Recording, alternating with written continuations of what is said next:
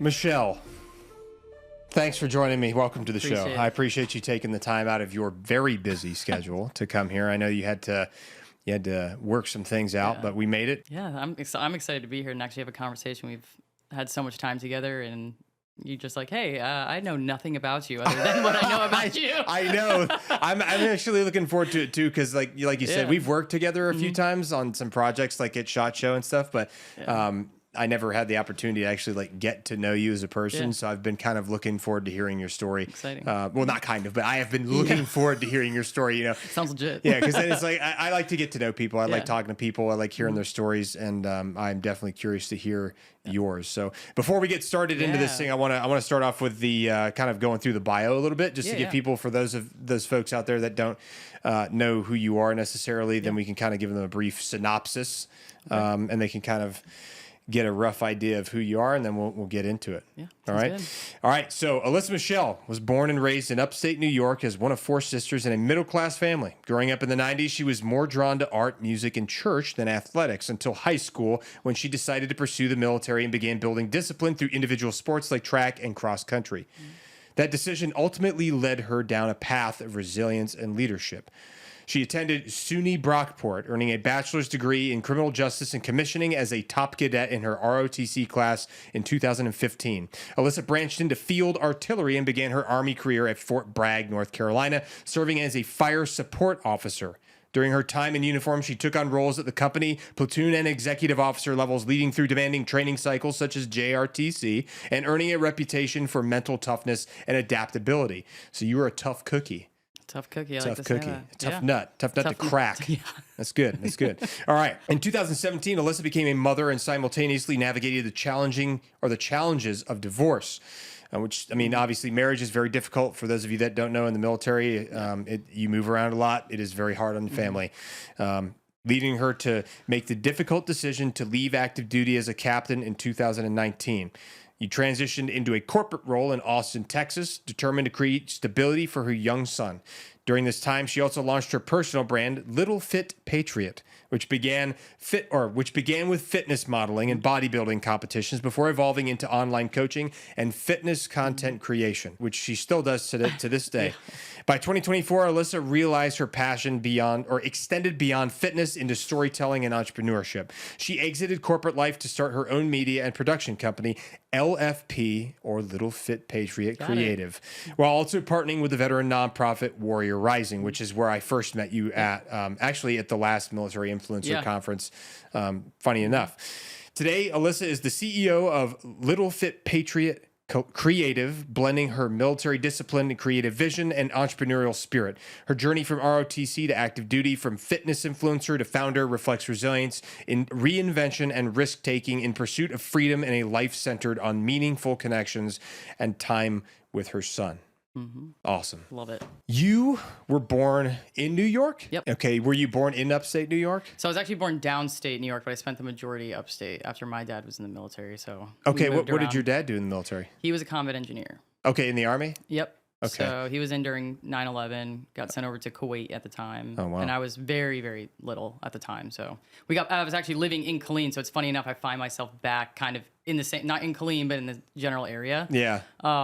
Yeah, really weird timing. Yeah, it's kind of funny to be back in like the old stomping grounds. This is kind of strange. Yeah. But it's, I mean, you know, you're in a good spot, pretty safe area, lot of things going on, a lot of big business down there, lot of folks moving to the area down there because it's just, you know, the taxes are decent, the veterans benefits and things for living in the state of Texas are good. Gun rights are good. Cost of living is great. Cost of living is great. Yeah. Yeah, exactly. So there's a lot of reasons to be down there. But okay, so you started off in New York. That's where you were born? That's where you grew up until you were 18? Yep, and that's when when I got out of college. Okay, so you stayed all the way through college? So college was upstate New York as well. So that's where my family still resides. Okay. So they're all still up there. Cool. Once I decided to go into the Army, I shipped off to Oklahoma in 2015, and then I've never been back home. Yeah. Is Oklahoma where... So I know the Army does things differently than the Marine Corps. The Army sends people to basic training based on what their MOS is going to be, right? Yeah. So with the officers too, we call it bullock. I mean, it's pretty similar to other It's like a basic officer course. Yeah, so artillery and air defense artillery was, or I believe it's still in Oklahoma, like Lawton area. Okay, yeah, because we sent all of our artillery guys to Oklahoma to Fort Sill as well. The Army and the Marine Corps go through the same POI essentially out there and firing 155s and maybe HIMARS and other things out there. But so, what made you decide to pick artillery as a lady? Yes, so we kind of hinted at it in the bio. I was not the athlete, not really like the hardcore person I think that I am now. Yeah. So when I got to college, went through ROTC, I crushed it. I graduated #1. Like I started excelling at everything in ROTC. Like I became obsessed with being the best. Really? Yeah, like obsessed. So when it came to picking a branch, like once you branch in like the top whatever percent, in the country, you get to choose your branch, whether you're going active duty, and where your first duty station is going to be. And I chose artillery because it was fairly new and open to women, for officers at least. So I was like, I want to do that because it was different. It was new and it sounded hard. And it was definitely a very difficult school. I will say there's a lot of math involved in it. Yeah. But that's why I picked it. I was like, I want to do something hard. And I actually went through pre-ranger too because I wanted to, again, do another layer of something very difficult. Yeah. And that was also very difficult. Okay. So, what did you major in college? Criminal justice. Criminal justice. Okay. And why did you pick criminal justice? So originally it was actually Spanish, interestingly enough. Yeah, I really loved the language, did it all through high school. And I was like, I don't know what I was going to do with it because to me, I was like, I'm just going in the Army and I'm going to stay in the Army forever, right? Like that was my plan. That was it. I was going in the Army and I was going to stay in the Army forever. Obviously things changed, but I remember one of my cadre members was like, what do you plan to do with Spanish? I'm like, I don't know. Who uses their degrees after, in the military anyways? Yeah. But anyways, I switched to criminal justice thinking, okay, if it doesn't work out and go law enforcement, which is, I kind of followed my dad's footsteps in that aspect. Like he was law enforcement, retired from that. He was also prior military. So he was military. Yeah. What did he do in the military? Combat engineer. Oh yeah, that's right. He was a combat engineer and then he became law enforcement after he got out? Yep. So he did that for 20 years. He was a law enforcement officer for 20 years. Mm-hmm. Wow. How was that relationship with your father? Was like he tough on you or? Yeah, I mean, and having 4 daughters, poor guy, right? Oh no. So you have a house full of 5 women. He was alone. Yeah, so everything was very protective. You had alarms on everything. Like, I mean, he was. Yeah. Oh, sorry. No, I was gonna say, Joe Rogan's in the same boat. I think he's got like all daughters and like his wife, so it's like he's in the house with just women. Estrogen and monthly fun. Monthly fun time. It's all synced together. Probably. Yeah. It's all synced up like by the second. Yeah. Oh my gosh. Was that a thing for you guys ever? That kind of was. So we're pretty close in age. I think the youngest is 6 years younger than me, but it was still 11 months apart from me and my older sister because I'm number 2. Okay. Then a year and a half and then 6 years. So. Okay. And were you guys in the same house like the whole time you were like on elementary school and up? Yeah, we were together until all of us just one by one went off to college. And Are your parents still together? Yes, but I don't know, the last however 5 years or so, they've kind of been like it's a weird situation. Yeah. Kind of weird, especially as an adult. Like if a lot of kids go through, my parents I went through a divorce and my son was barely 2. So I mean, it's that it impacts differently. Yeah. As an adult, I was kind of like, that's weird. like I'm in my 30s. You guys are talking about this stuff. You know what I mean? Yeah. Weird. So I experienced the same thing because my parents actually split up the month I left for recruit training after being married for 29 years. Yep. Little tidbit most people don't know about me probably. They were married for 29 years, and then when I left to join the Marine Corps to go off to recruit training, that's when they decided to split. So that was also weird for me because I was 27 at the time. So it was weird experiencing that as an adult because I was like, well, that doesn't really affect me because I'm like an adult and I'm going off to join the Marine Corps. I'm going to go all over the place anyway. I'm not living with them. So but it's still odd, so awkward. Yeah. So I can relate. Awkward. That's all I'm trying to say. Yeah. They're not legally divorced, but they sleep in separate rooms and stuff like weird stuff. Okay. Things where you're like, why do you guys do that? Do you ever try to coach them on that? Yeah. I was like, hey, I've been through it, Yeah. Ask me some advice. But I mean, at this point I'm like, whatever you guys want to do, but again, it's like I don't. Yeah, how often do you get to see them? So I was going on every major holiday, and then we had a pretty traumatic one. I would say traumatic. There's a lot of family drama, but I don't know if we want to get into all that. No, you don't have to. No, some of that's like we don't need to air that dirty laundry. It was to the point where I was like, I think I'm gonna take a break from coming back home. Like I love going back, especially in the fall and then winter. It's different in New York. You actually have leaves in like autumn. Even we don't in have upstate? that. Oh yeah, beautiful. If you haven't been to upstate New York or that region in fall time, Like near Buffalo? yeah. So Okay. yeah, we're about like 2 hours from there, but it's that area near the Great Lakes up Vicinity, there. yeah. Yep, gorgeous. Does gorgeous. it get really cold up there? Like really frigid? It does because you get all the lake effect snow and that frigid, your face is freezing off type thing. Yeah. Yeah. So you grew up with some serious winter time. Yeah, so that's probably why I found myself in Texas, where I'm like, I don't have to deal with shoveling, walking to, because the world doesn't shut down. Texas, everything shuts down. Yeah. Yeah. Yeah. Because like if you get a frost, everyone freaks out about it. Yep. Yeah. There's certain parts of like North and South Carolina and Georgia that are the same way. Like everything shuts down. If there's like a thin layer of snow, they're like, stop what you're doing. Everybody go home. Let's stock up now on food and supplies. Order pizza. Yeah, exactly. So what kind of things did you do as a kid for fun? For fun. Yeah. So I was really big into art. I loved it. I loved music, so I played guitar. I taught myself. I sang a lot. I would write my own songs. You sang? Yeah, I'm not going to do it now, but yeah, I did. You don't have to right now. Yeah. I won't make you do that uncomfortable stuff. Right? I wrote a song actually for this. Oh, nice. Let's hear it. Yeah, it'd be hilarious. No, so I used to, that was my outlet before gym, athletics, like finding fitness, because now that's my complete therapy. That is everything to me. Me too. But before that, I was very musically, that was how I got through, whether it was writing songs, playing. I played at my church all the time. Really? What did you play at church? Excuse me, my guitar. Oh, you played guitar at church? And I would sing, yeah. Oh, no kidding. So I would play, and I would just usually do like my rendition of some kind of song that a Christian song. Yeah. So, what denomination were you? Lutheran. Lutheran? Yeah. No kidding. That's like a lot of Scottish roots to it, right? Or like Irish roots? All I don't know why. Like, what do you... I know Martin Luther was the guy who, not Martin Luther King, not to be confused. Martin Luther, yeah. Martin Luther. I should probably know more about the history, but it's been a while since I had to take the classes, Yeah, I know. It's been a while. I forgot too. I used to know. So there's a lot of similarities between like Lutheran and Catholicism and like Episcopalians too, because it's all from like, it all kind of like is offshoots from the Roman Catholic Church. So they have a lot of similar traditions. Yeah. But there's like minute, nuanced differences between like how services run and stuff like that. But I don't know. I've always found it fascinating, like how those differences came about. And I mean, now, I mean, there's a big, as you've seen with the things that have been happening over the past week or so, there's been kind of a revival of like a big Christianity revival in the nation or in America, just given the circumstances, which we don't need to get into that because that's a whole nother can of worms. Yeah.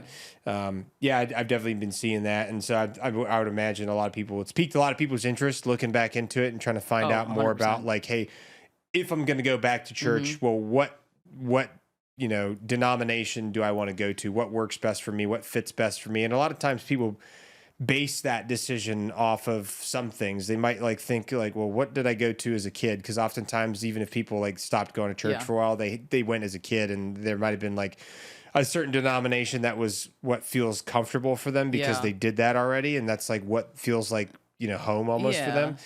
So I would imagine that there's probably some people that are sorting through that kind of thing right now. Yeah, but, I mean, because I grew up very close to the church family, and it was very traditional. Not a very contemporary church that you see nowadays. Yeah. So I mean, mission trips every summer, volunteering. Like my Really? best friends were from there. Yeah, like we were there. We would stay after church just to run around and like we would paint murals for the church as well, like on the walls and stuff. No kidding. Like, led youth group. Like I did so much stuff there. I was very into it. That's cool. And it was great. It was awesome. And it was a big part of like my life. And then marriage happened, and my ex-husband was more of like an atheist or agnostic, you could say. Yeah. And it really changed how I viewed religion. So that was the first time I actually started questioning things more, having doubt. Like I had like, everyone, you're human, you have doubts about stuff. Sure. That's when I started wondering like, why are there so many different religions? Why do kids die with cancer? Why does our God want this or that? So I started questioning a lot more. Yeah.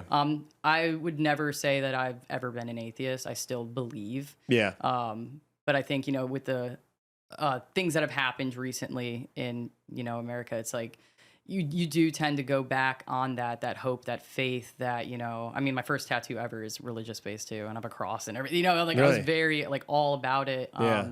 So it's interesting to kind of find myself back there too, because I went a little period of time without going. And then I want to try to go back to church. a lot of these, I tried to go to a non-denominational. I went to a Presbyterian just to kind of see what was out there in the messaging. Yeah, like put some feelers out. Yeah, and I don't think you need to go to church to be religious. No, I don't either. Like it's like standing in a car or garage doesn't make you a car. Why does going to church make you a better Christian, right? Yeah. I think you can do your own self-study. Sure. Which is kind of how I do things now. If my son ever wanted to go, I ask him all the time. I'm like, I'd be happy to go with you. Yeah. But some of these churches, I don't like the contemporary feel, not because it's new and modern, but because the messaging seems off. I had some weird experiences, so I'm like, I think having faith be a personal journey is kind of where I'm at. Yeah, no, that makes sense. I think it really, I mean, it needs to be a personal journey because, like, it's, you know, okay, like, granted, like, a lot of people go to church because they think that going to church is gonna, like, provide them with salvation or something, but at the end of the day, Hail you Mary.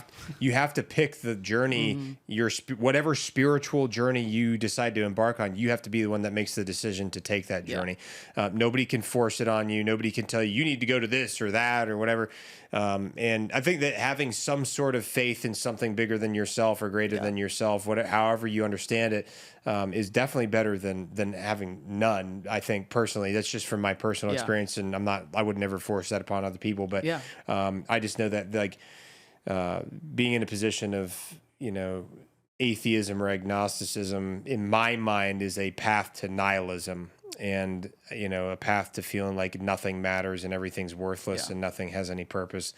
And I would never want to be there because that leads to depression and all kinds of other like mental issues and stuff like that. So I do personally choose to maintain faith as well. I may not like do the same traditions that I followed when I was a kid because my parents were making us go to church and stuff. Yeah. But I still do believe the same way. And, you know, I think once we start having kids, I'll probably, want them to attend church as well, just because I think it's a good foundation for children to like learn how to be good, honorable, kind human beings.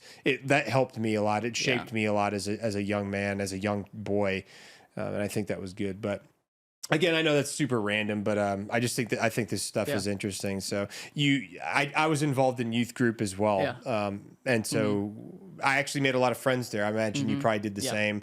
Do you still have any friends from back up there that you've stayed in contact with? I do, and they're primarily from the church. So we've gone such different ways, but anytime we come back home, it's like, come over for dinner, or like, let's go do something, or let's go to the brewery or something, whatever, we're adults now, so, because we'd go to each other's houses after church. We'd run around, like I said, and do whatever, drive our parents crazy. But I think they were just happy because we wanted to go to church because we wanted to be with our friends. Like we would sit in the front pew to see if we could distract our pastor just by being there up front, because you just see all these kids just like smiling at you, listening. I'm like we would go that far to it, like we were into it. Yeah, dude, I can imagine I was a nerd, making like funny faces in the front row or something. Oh yeah, we'd still sing and stuff and do all the things, all the things. Yeah, that's funny. And so you spent a lot of time investing in music, in art, in going to church.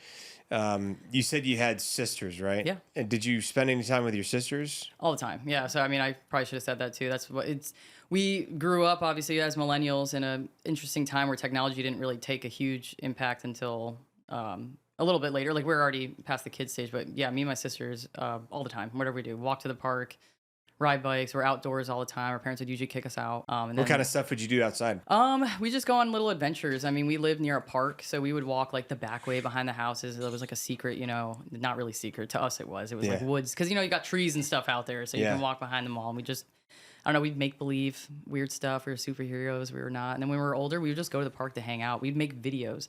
So this is great content probably back then. On a pretty rough. We would have those old little digital cameras, and we would record the most ridiculous stuff, like to the song of Titanic. There's videos of me and my one sister Dawn just like pretending to be best friends, meeting at the park, and then the end of Titanic is when we say goodbye.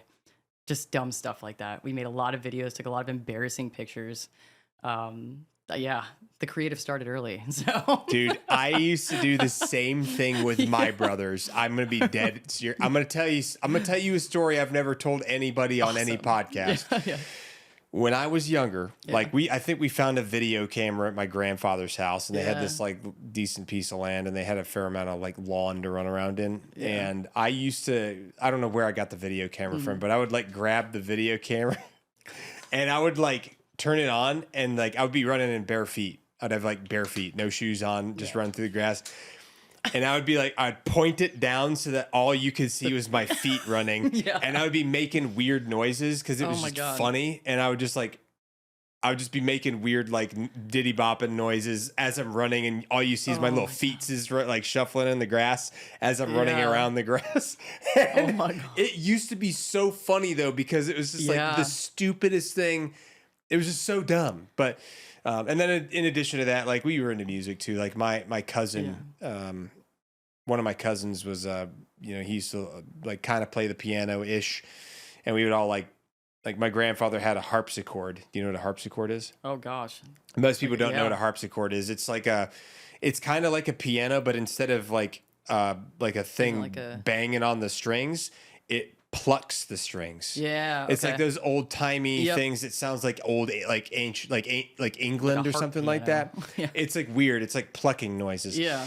So he had a harpsichord, and then they had like 2 or 3 other pianos and a keyboard, and we would always go in there and just like be playing away and like pretending, like making songs and stuff like that. We all had a band, right? We had a band. Yeah, that was our 100%. band. It's like me and my younger brother, and then my cousin. And I don't know if we sounded funny or not, but we had a good time together when we would get together, like with our extended family, and like we would, because I was from Maine, so like we would, similar neck of the woods, like the Northeast, and we would, part of the original 13 colonies area, and we would have like lobster bakes at the house right there on the beach. Maine lobster is amazing. Yeah, I did do a mission trip out there before. So. Did you do? What was your mission trip out there? I want to say it was with Youth Works or something, but anyways, we went. I remember. Is there a Becky's? A Becky's lobster. It was an amazing lobster that I had there. But we usually go to a soup kitchen. We feed, we cook. We go to a youth center with kids and we hang out with them. I want to say that's the one where there are a lot of like Somali, or there's kids that had came to the States. Like and there was refugees? Yes, they were refugees. So we went to like these little refugee youth programs essentially, and we talk about God and sing, play, do our hair. Like, I mean, the whole 9 yards. It was a really good time. That's cool. I mean, there might have been some, I'm sure there were at some point Somali, refugees coming out there. I mean, there's definitely a lot of that in Minnesota for sure. I know that, but I wasn't, to give you context, like how the area I was from, there were 2 black people in my entire school. And I was friends with both of them because obviously I was friends with everybody. I've been friends with everybody. And like one of them was in a wheelchair. I think he like broke his leg or something. And I would like push him around the playground because we were like good friends. And I would like be running with him as fast as I could. So he was like flying in this wheelchair. I'll never forget that. But it was mostly just like a bunch of white people living out in the freezing cold ass area because your average folks don't want to live out there because it's just not tolerable in the wintertime. It's awful. I'm sure that there was definitely refugees going up there at some point because we lived near Bangor, Maine. I don't know if you've heard of Portland, Maine. That's like a big city. Yeah, that's where I was like a lot of the areas I kind of was in at one point or another. That's where I was at, was Portland, Maine. Portland, okay, yeah. So that's like the big city. Yep. They got a lot of good food there too. There's a lot of good food all over the Northeast. New York's got some good food too, but anyway, so you did some mission trips with them, and where else did you go on mission trips aside from Maine? Boston. So I mean, we were a very small church, so we'd raise money, and we usually stayed within East Coast. Yeah. So Boston, went to Maine, like I said. We had done one locally. We created our own mission trip that year and just went to a bunch of different local towns around us and did something similar. Yeah. Gosh, where else did I go? I'm drawing a blank, but I know those were 3. Those were a couple? This is years ago, yeah. How old were you when you were doing this? So all my high school years, because we were old enough to do, so I mean, like 15, 16, 17, and 18. Okay. Yeah. Did you ever go to a Christian summer camp or anything? Those kind of were our like camps because they would last 1-2 weeks. Okay. So that was, I know other than that, no, that was what we did for our summer camp. Okay. Yeah. I mean, I did some Christian summer camps when I was younger. And so I had a lot of friends that were really big into the Christian summer camps and stuff like that. It was a great way to like make friends in the state and meet people and network and all that stuff. But, so you were pretty active in your church, in your community. Did you, let me see, when did you graduate high school? 2011. 2011. Okay. So you pretty much went straight to college right from there. Yep. Okay. And then you started off with Spanish, and then you switched over to criminal justice after that. You were in not NROTC, just ROTC. Yep. Were you in ROTC the entire time you were in college? Yep. So that was what I signed up for. I got that slot, and then I earned my scholarship that very first, or the last semester of my freshman year. Okay. And what made you decide to go to ROTC in the first place? So I went to like a meeting, and that's where they had, the academy. They have West Point. I can't even think of the name because I never heard of her, Yeah. No big deal. No big deal. Yeah. So there's a West Point person there. There's an ROTC person, which I didn't even know what the heck that was. Yeah. And then they had some, national, whatever they had, National Guard, whatever. Or you can just go enlist, right? So it was kind of like a military function. And my parents were like, let's just go to this. Because originally I was dating a kid who went Navy and went through or attempted the SEAL path. So I was thinking Navy at first. I was like, oh, Navy. And then I looked at Coast Guard. And then I looked at Marines. Like I looked at all those, like your water fun ones, right? So, So I actually did look at all those first because of the guy I was dating. And then, even with my dad being Army, I was like, whatever, I'm gonna look at all this stuff. And then I went to this meeting and there was a lot of Army people. Yeah. And the ROTC thing struck me because I'm like, oh, I can get a college degree, go in as an officer, whatever that is, right? Because I like, what it is, but you don't know. You don't have a respect for the rank or anything until you're actually in it and getting yelled at by somebody. So that was me. I was like, an officer, sure, that sounds great. Yeah. But my dad really wanted me to get an education because, they grew up during that's the American dream. You get a college education. Now I'm like, I really don't think it's that important unless you're a doctor or engineer. But I have ADHD, so I'm gonna go back. But so I went to this. I talked to the West Point guy, and I was like, that does not sound like me. I'm like, I don't think I would fit into a West Point situation. And I was like, why you think? So I don't remember like the specifics, but just the conversation. And they're very professional, right? They look great. They have great uniforms. Marines obviously have better ones. I will give you guys that. I was thinking, imagine if you'd gone to the Marine Corps. I wonder how different your life would have been. Yeah, I wonder. I don't know. But could have been. Who knows? The demeanor, it was and then I talked to this ROTC guy, which when you, this is stereotypical. So anyone listening who's like, that's not how it is, or I'm not like that. I'm a cool West Point grad or whatever. Get over it. Because you had Lindsay on. She's awesome. She's West Point. Super cool. I literally made fun of West Point to her face when I first met her, and then I realized after she pitched at our competition, I was like, I'm so sorry. I didn't know you were a West Pointer. I was just, because she was like, did you go to West Point? And I was like, F no. And then, F no. I was like, do I seem like I would? And then I realized, I was like, oh my God, that's so embarrassing. Oh, that's so embarrassing. Because I basically saw the cookie cutter, stereotypical West Point guy talking to me, and I was like, I want nothing to do with that. Like the ones that knock their ring on the table every time they come into their room. Yeah, it's the same with Texas A&M guys, right? Same thing with the Annapolis grads too. So I'm like, that crowd is not me. I was like, in this ROTC guy, I was like, cool. And I'm like, okay, so I can still be like cool. And also, just to be fair, I've got a lot of friends that went to West Point. I also have a lot of friends that went to Annapolis. No shade on you guys. No. It's just not, the flavor of tea I like to drink. Exactly. That's all. I just wasn't feeling it. At the end of the day, I was like, I'm right there with you. ROTC sounds cool. Let's do it. I like doing cool guy stuff or being a cool guy. I'm not that cool, but you I have like a college experience and you still get the same commissioning rank. Yeah, exactly. That's what it was. Yeah, because ultimately when you get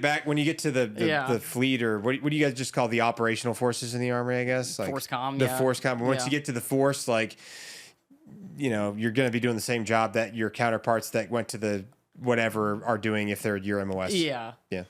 So, that was basically that decision. So okay, and so he just convinced you that, hey, you should do NRT or ROTC, and we'll pay for your school, we'll get you commission. So they don't right away. Like, you have to earn like a scholarship. So how'd you have to do that? So some do give, if you got a full ride or a scholarship, however that happened when you go into it, cool. Or if you know someone. Yeah. For me, I went in with nothing, so that's why I went to a state school, SUNY Brockport. No one's ever heard of it, usually, but it's a state school because we could afford that. Yeah. So I went there, I loved it. But my first semester, I realized like, to get a scholarship, they only had, at small schools, you only have like one or two or something, a year, let's say. Oh, wow. I forget the exact numbers, but they're small, and I have a big class of people. So basically you're on a big roster, right? Like, you have everything from your grades, your PT tests, if you do color guard, if you do this, that, whatever it is that you do, you get all these points, essentially. So wow. I did everything. I became the color guard captain. Ranger Challenge was a team that we did that was like a sports team. which was amazing that I even tried to do that because I was not a sports person. Ended up being the captain of that the last 2 years of college. Wow. Grades were great. Not the first year because I was having fun. Yeah, my sure. first year. As you should. But then I was like, but I still was able to get all that. I got my first 300 my freshman year too, which is, again, mind-blowing for me. A 300. Perfect score on a PT test. Perfect. How fast did you have to run the 2 mile? So it's obviously changed drastically now, but at the time, for women, it was like to max the run, I want to say it was in the 15s, but I mean, I was getting 13s. Okay, so you're probably running faster than most men were running it at that time anyway. Yeah, I was fairly competitive. I was a little tinier than I am now too. I was definitely a runner for sure. Okay. But yeah, so I maxed that. I did everything I could because not only did I want that scholarship, I wanted to go to airborne school that summer, and I did. Oh, you did? Because again, it's on the ranking system. You have to. It's merit based. Like if you do not have the points and you're not doing all the things, like you're not going. So it's a meritocracy. Yeah, which nice. I like. I like that too. Yeah. I love that. So I got to do that. Yeah, it was really, really neat experience. Like that's literally, I tell everyone that is like one of my biggest foundations because that's where I built like this person that I had no idea that version of Alyssa was inside. Yeah. Yeah. Did you commission what you said 2015? Yep. So you graduated college at 2015. You went to Bullock in Fort Sill, Oklahoma. Yep. How was the POI or how was the school for becoming an artillery officer? And when did you know you wanted to become one? And also, how did you know that was an option for you? Like artillery in general? Yeah. Yeah, so we actually had the cadre explaining to us, they're like, you can go, and I had, at the time, one of our cadre was artillery. So he kind of talked me into it. Yeah. But he was like, hey, you can do cool stuff. It just opened up for women. And that was enough for me. I believe, like, because of how young I was and how, not, I don't want to say dumb, because I really liked my artillery time, and I'm glad I chose that path. Yeah. Excuse me. Good. But I liked hearing that it was new and it was difficult. And I was like, I want to do that. Because you wanted a challenge. And I was like, I wish I had gone like the pilot route. I did take the test, but my eyes were horrible. And the cadre did not tell me that I was on scholarship and contracted technically. I could have probably got LASIK, but they didn't tell me that. And I'm like, there's so many things I don't know if they're required to tell me, but you would think they would know because they're all prior active duty. Yeah. So I was like, dang, I could have, but studying wise for that, I wasn't like, hardcore in the books on it, but I did have like my helicopter manuals, and I was like, I could go do that for the Army. But anyways. Imagine that would have been a very different experience. I know this is a 3-part question, so let me go backwards. Sorry. I think I answered the last one. And then, so Bullock and how it was about roughly 6 months. Okay. And they split it up because artillery, there's an art and there's a science to it. So that's what they all say. All the artillery officers I've ever spoken to. Yeah, and I loved the art side of it more because when it came to the mathematical side, that was so stressful. So you have the fire direction side, you have the people, that's all the math. FDC? Yes, your FDC. Yeah. And then you have your fire support side. And that's the part I really loved. Because I got my JFO cert and I loved that period of time, the observers. Dude, the JFO course online is so unbelievably hard. I did it in 2016 because we were going to go to the JFO course. They were offering it to us. Yeah. I ended up going for one day after finishing this huge online course that was the most difficult thing ever. And then they're like, yeah, never mind, you're not going. You're going to the field. And I was like... I literally went through. It took me hours. It took me days to get this online course in because it's so hard. It's so there's so much to learn, and I didn't feel like I knew anything, dude. Like it's difficult, and that was like very hands on too. I did that once I was already active at in Bragg. I went to the JFO course in Bragg. Yes, I believe it. Yeah, we did it because I did it alongside my soldiers. We all wanted to get our JFO certs. If you could describe what the JFO course and certs, what's the purpose? What does JFO mean? What does that even do? You're talking to the aircraft. So it's different than just being like the observer observing rounds, hitting targets. Yeah. Now you're talking to aircraft. They even teach you how to talk to, naval gunfire, in the odd scenario that would happen. There's always someone there who's done it. Yeah. There's always someone there who's had the experience, and it sounds epic. I mean, it sounds cool, but you learn everything. You have to learn every enemy vehicle by name. You need to know the caliber of weapons they have on it. You need to know how to call it out because, I mean, the class itself, you're looking at through a vector on this big 360 screen for one of the tests, and it's like you have to identify the vehicle call for the correct fire on it. And yeah, absolutely insane. Takes a lot of thinking power. A lot of thinking and a lot of pressure. Yeah. And so funny, this is so random. Just thinking, because I'm trying to bring myself back to the JFO class. Are you being transported back to a very stressful moment in your life? It was stressful because I was about to get tested.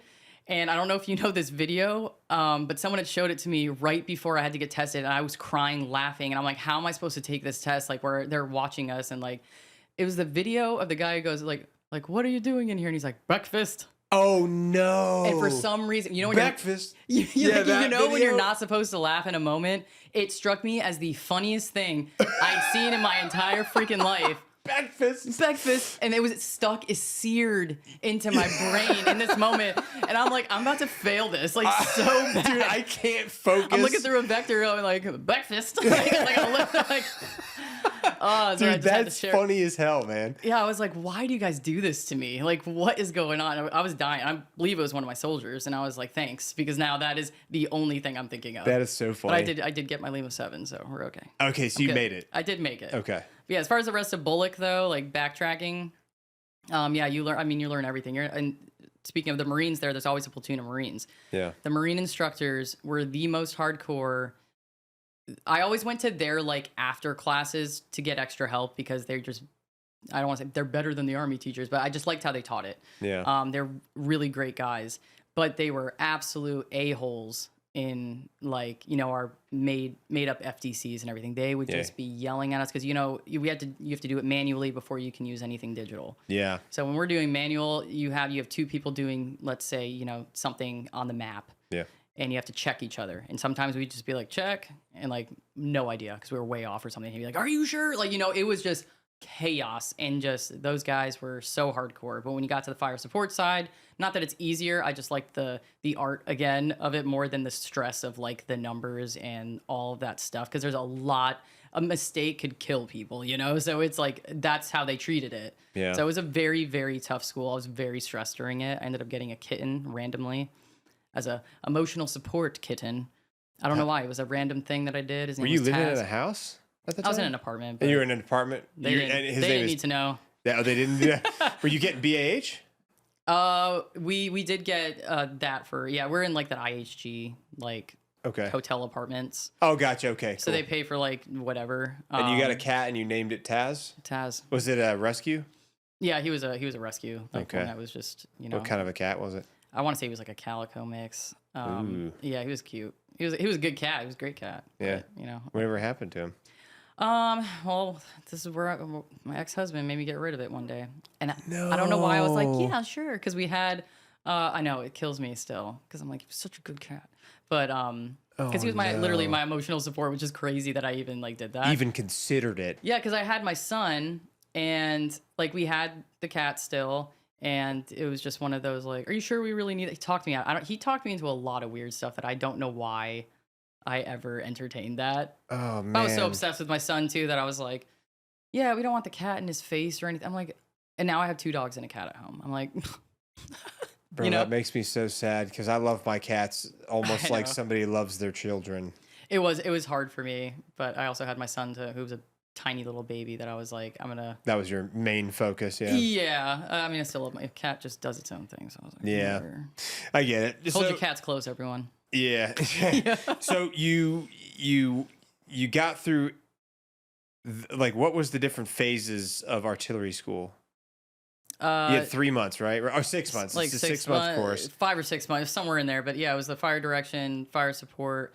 And then you have a big, and then safety, essentially. So safety tees, which I have a picture of it on my phone just for memories. It is the most insane thing. Basically, with all this math and all these considerations, different angles, different, you know, is there Kentucky windage? Is there, like, whatever fuse you're using? Yeah. All this stuff, all this math, right? And it basically creates this safety tee, like, where you're safe to shoot.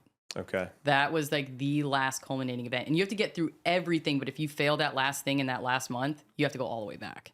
So that was like stressful. Yeah, and I was terrified of, because there's 5 safety tees and they're all very different. And you just basically, when you finish one, you just keep going up. All the cadre are sitting up there. You just go up, turn your paper in, they mark yes or no, and you just keep going back and forth until you get it right. Wow.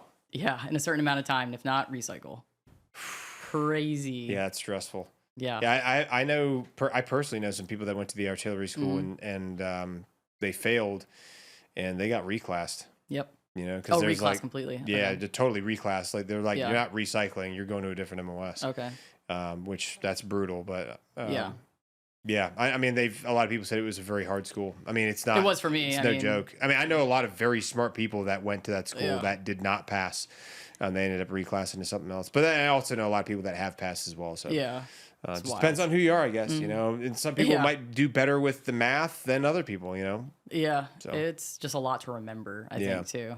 Yeah, I mean, there's just so much, dude. Fires is, you could study fires for like a large majority of your career, and you'll probably get good at it eventually. But fires is one of the most difficult things to learn and be very proficient at. You got to talk to a JTAC now. They know their Oh, the stuff. JTACs, dude, they're like freaking. They still know it today, probably. Yeah, Like, that's how after much they get out, yeah. But it's Oh, like yeah. an you have to be obsessed. Yeah. You have to. Yeah, you have to have a level of obsession because those guys are the ones that are actually talking to the aircraft Yep. in the field, like in Oh, yeah. practice. Like you're Yeah. like even as a JFO, you're not talking to aircraft. No, Like, like that guy is. that guy with the JTAC's talking to the aircraft. Yeah, Yeah. like for anything, whether they're talking them on targets or they're talking them onto a runway to land or anything. Like, Yeah. I've met a couple of JTACs that were like out in the field and stuff that were Yeah. like coordinating some things in Iraq and Syria, and those guys were like sharp as a tack, and they were all super cool dudes. They're super cool. They were dudes. always cool. They looked cool. Yes.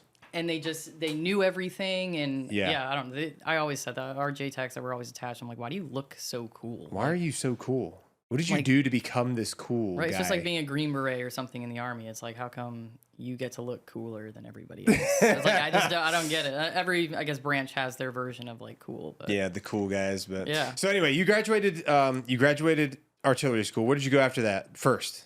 Fort Bragg. Fort Bragg. Okay. And what was your first unit that you were in? So I was in 1319 AFAR, so I was in the 82nd. Okay. Yep. So at the time, they've kind of switched it. They go back and forth whether you're in like you occupy like the company because I was a fire support officer, so I supported an infantry company. Oh, okay. So sometimes I'd just be over at their building because that's like where the work was happening. Yeah. But we had Divardi, which was division artillery that we fell under. Divardi. Nice. Yeah, and they kind of brought that back, and then it went away, and then like all this craziness. But artillery is always an interesting because we're a supporting asset. you know? Yeah. So you guys are constantly getting attached to the grunts or the infantry because they need you Yeah. for calling for fire and stuff. And I was the first female episode that company had ever seen, so I had Really? to earn my place. What was that for- like? So I was not the person to like shy away from the challenge. I'm also the type of person that I don't talk, I observe. Yeah. At first, I'm not going to be out there like, oh, I'm the best, or because I'm like, let me just feel this out. Like Yeah. I kind of just like a fly on the wall type thing. And then I had to brief my first fire, like my fire mission to them, like what my plan was, because we're going to the field all the time Yeah. at Bragg, and especially Bragg. They're a little bit, they want you to be on your stuff. And I remember that first sergeant, that little redhead, he was like he was more adamant about like, like you better be like the shit because these Yeah. are like my boys type thing. And I get that. I Yeah. 100% get that. Yeah. And my team was all guys, my fire team. So, because I had to be responsible for the infantry mortars. I had to be like their fires plan. I had Oh, to be- really? Yep. So they wow. fall under me as well. So that they usually have a platoon leader as well, but my fires plan has to incorporate them. And it was fun. I mean, we would go to the field. It'd be great when we went to JRTC, which was the big training exercise I got to go to. That's where I really proved myself. And they were just like, okay, because I could hump my weight because I always had 2 radios, my weapon, like all this stuff because I have to have comms. Yeah. I was able to keep up with them. I'm like, of course, I'm like just miles and miles every day, raining, no water, because it's treated like the real situation. If something doesn't happen, like you gotta just go with it. Yeah. I just remember the first sergeant was like, "You need to use the slit trench," and I was like, "First sergeant, with all due respect, I was like, that is the one thing. That is where I draw the line. I'm going to that tree over there." I said, because this isn't in country. If we're in country, I will use your slit trench. But I'm like, until then, I'm the only female out here, and that's the only time I will like say that, Yeah. because if we're in country and we're like, I will do that. Sure, because you're like, hey, dude, you're getting shot at, and there's like, it's not safe to just roll out outside of the fob and take a piss. Totally get that. Yeah. And I'm like, but I'm gonna go bury my tampon over here. Actually, we're in North Carolina right now, so yeah. Yeah, so that's the only thing that we had like a little thing about, but other than that, and the commander was cool about it. But yeah, it was a good experience because I learned a lot about myself, but also, I mean, my team, gained a lot of respect for me, and then that company obviously had a good experience with me because I didn't get fired or anything. Yeah, because you can. Yeah, you can get fired 100%. Get fired, yeah, yeah. So have you ever? So all the ladies I've met have talked about the she-weed. You ever have to use one of those? They handed them out. I never used that. Never used it. Hell, where am I putting that after? Oh yeah, it's a good. It is that's covered a good point. in pee. That's a good point. I hadn't considered that. That is why I never used that. I was like, I'll just pull my damn pants down and go to the bathroom like a normal person. Like a normal person, yeah. I hadn't thought about that because like I figured like in my head I'm like, yeah, you just use it and toss it in your pack and who gives a shit. But I didn't think about that. Piss. It's covered in piss. Even if you put it in a little bag or an emery, I'm like, it's still still gross. A bag full of piss. I'm good. Imagine lugging around a bag of piss. Yeah, and I'm not like pee shy. Like I will go wherever I need to go, but I'm like, I'm not carrying that around with me. Yeah, no, I don't blame you. I've always been. Everybody's got different perspectives on it. I know some ladies that they were like, yeah, I did it because it was convenient for different situations or whatever. Like if you had trash cans that you could throw them away in, and maybe there was only one head that everybody was using, then it may be something different. But it depends on the situation, the person, Luckily, what the circumstances are. But so that was the only friction you really had with that first sergeant. And other than that, you performed well. You felt like you did a good job. Mm-hmm. The CO, the company commander, thought you guys did well. Did you have any interactions with like the battalion commander or anything, or like the 05? Not directly, because I really just with mine on the artillery side, because that's when we kind of go back and forth. Like I still fall under my own command, battalion commander. Yeah. On the artillery side, but as far as that, I just dealt with like my direct company that I supported. Gotcha. Okay. Yeah. So I know in the Marine Corps infantry, at least when I was still in the infantry, that we didn't ever have like artillery officers get attached to us necessarily. Mm-hmm. At least not like at the battalion level, but typically in an infantry battalion, unless it's changed, the way it works is like the guy that is supposed to be in charge of all fires for the whole battalion is the weapons company commander. Yeah. The weapons company commander, commander is supposed to be the senior captain in the battalion, and that guy is supposed to be in charge of the fires plan and coordination for the whole battalion. Yeah. And typically what I've seen, at least when we would go out to like 29 Palms, which is kind of like your guys's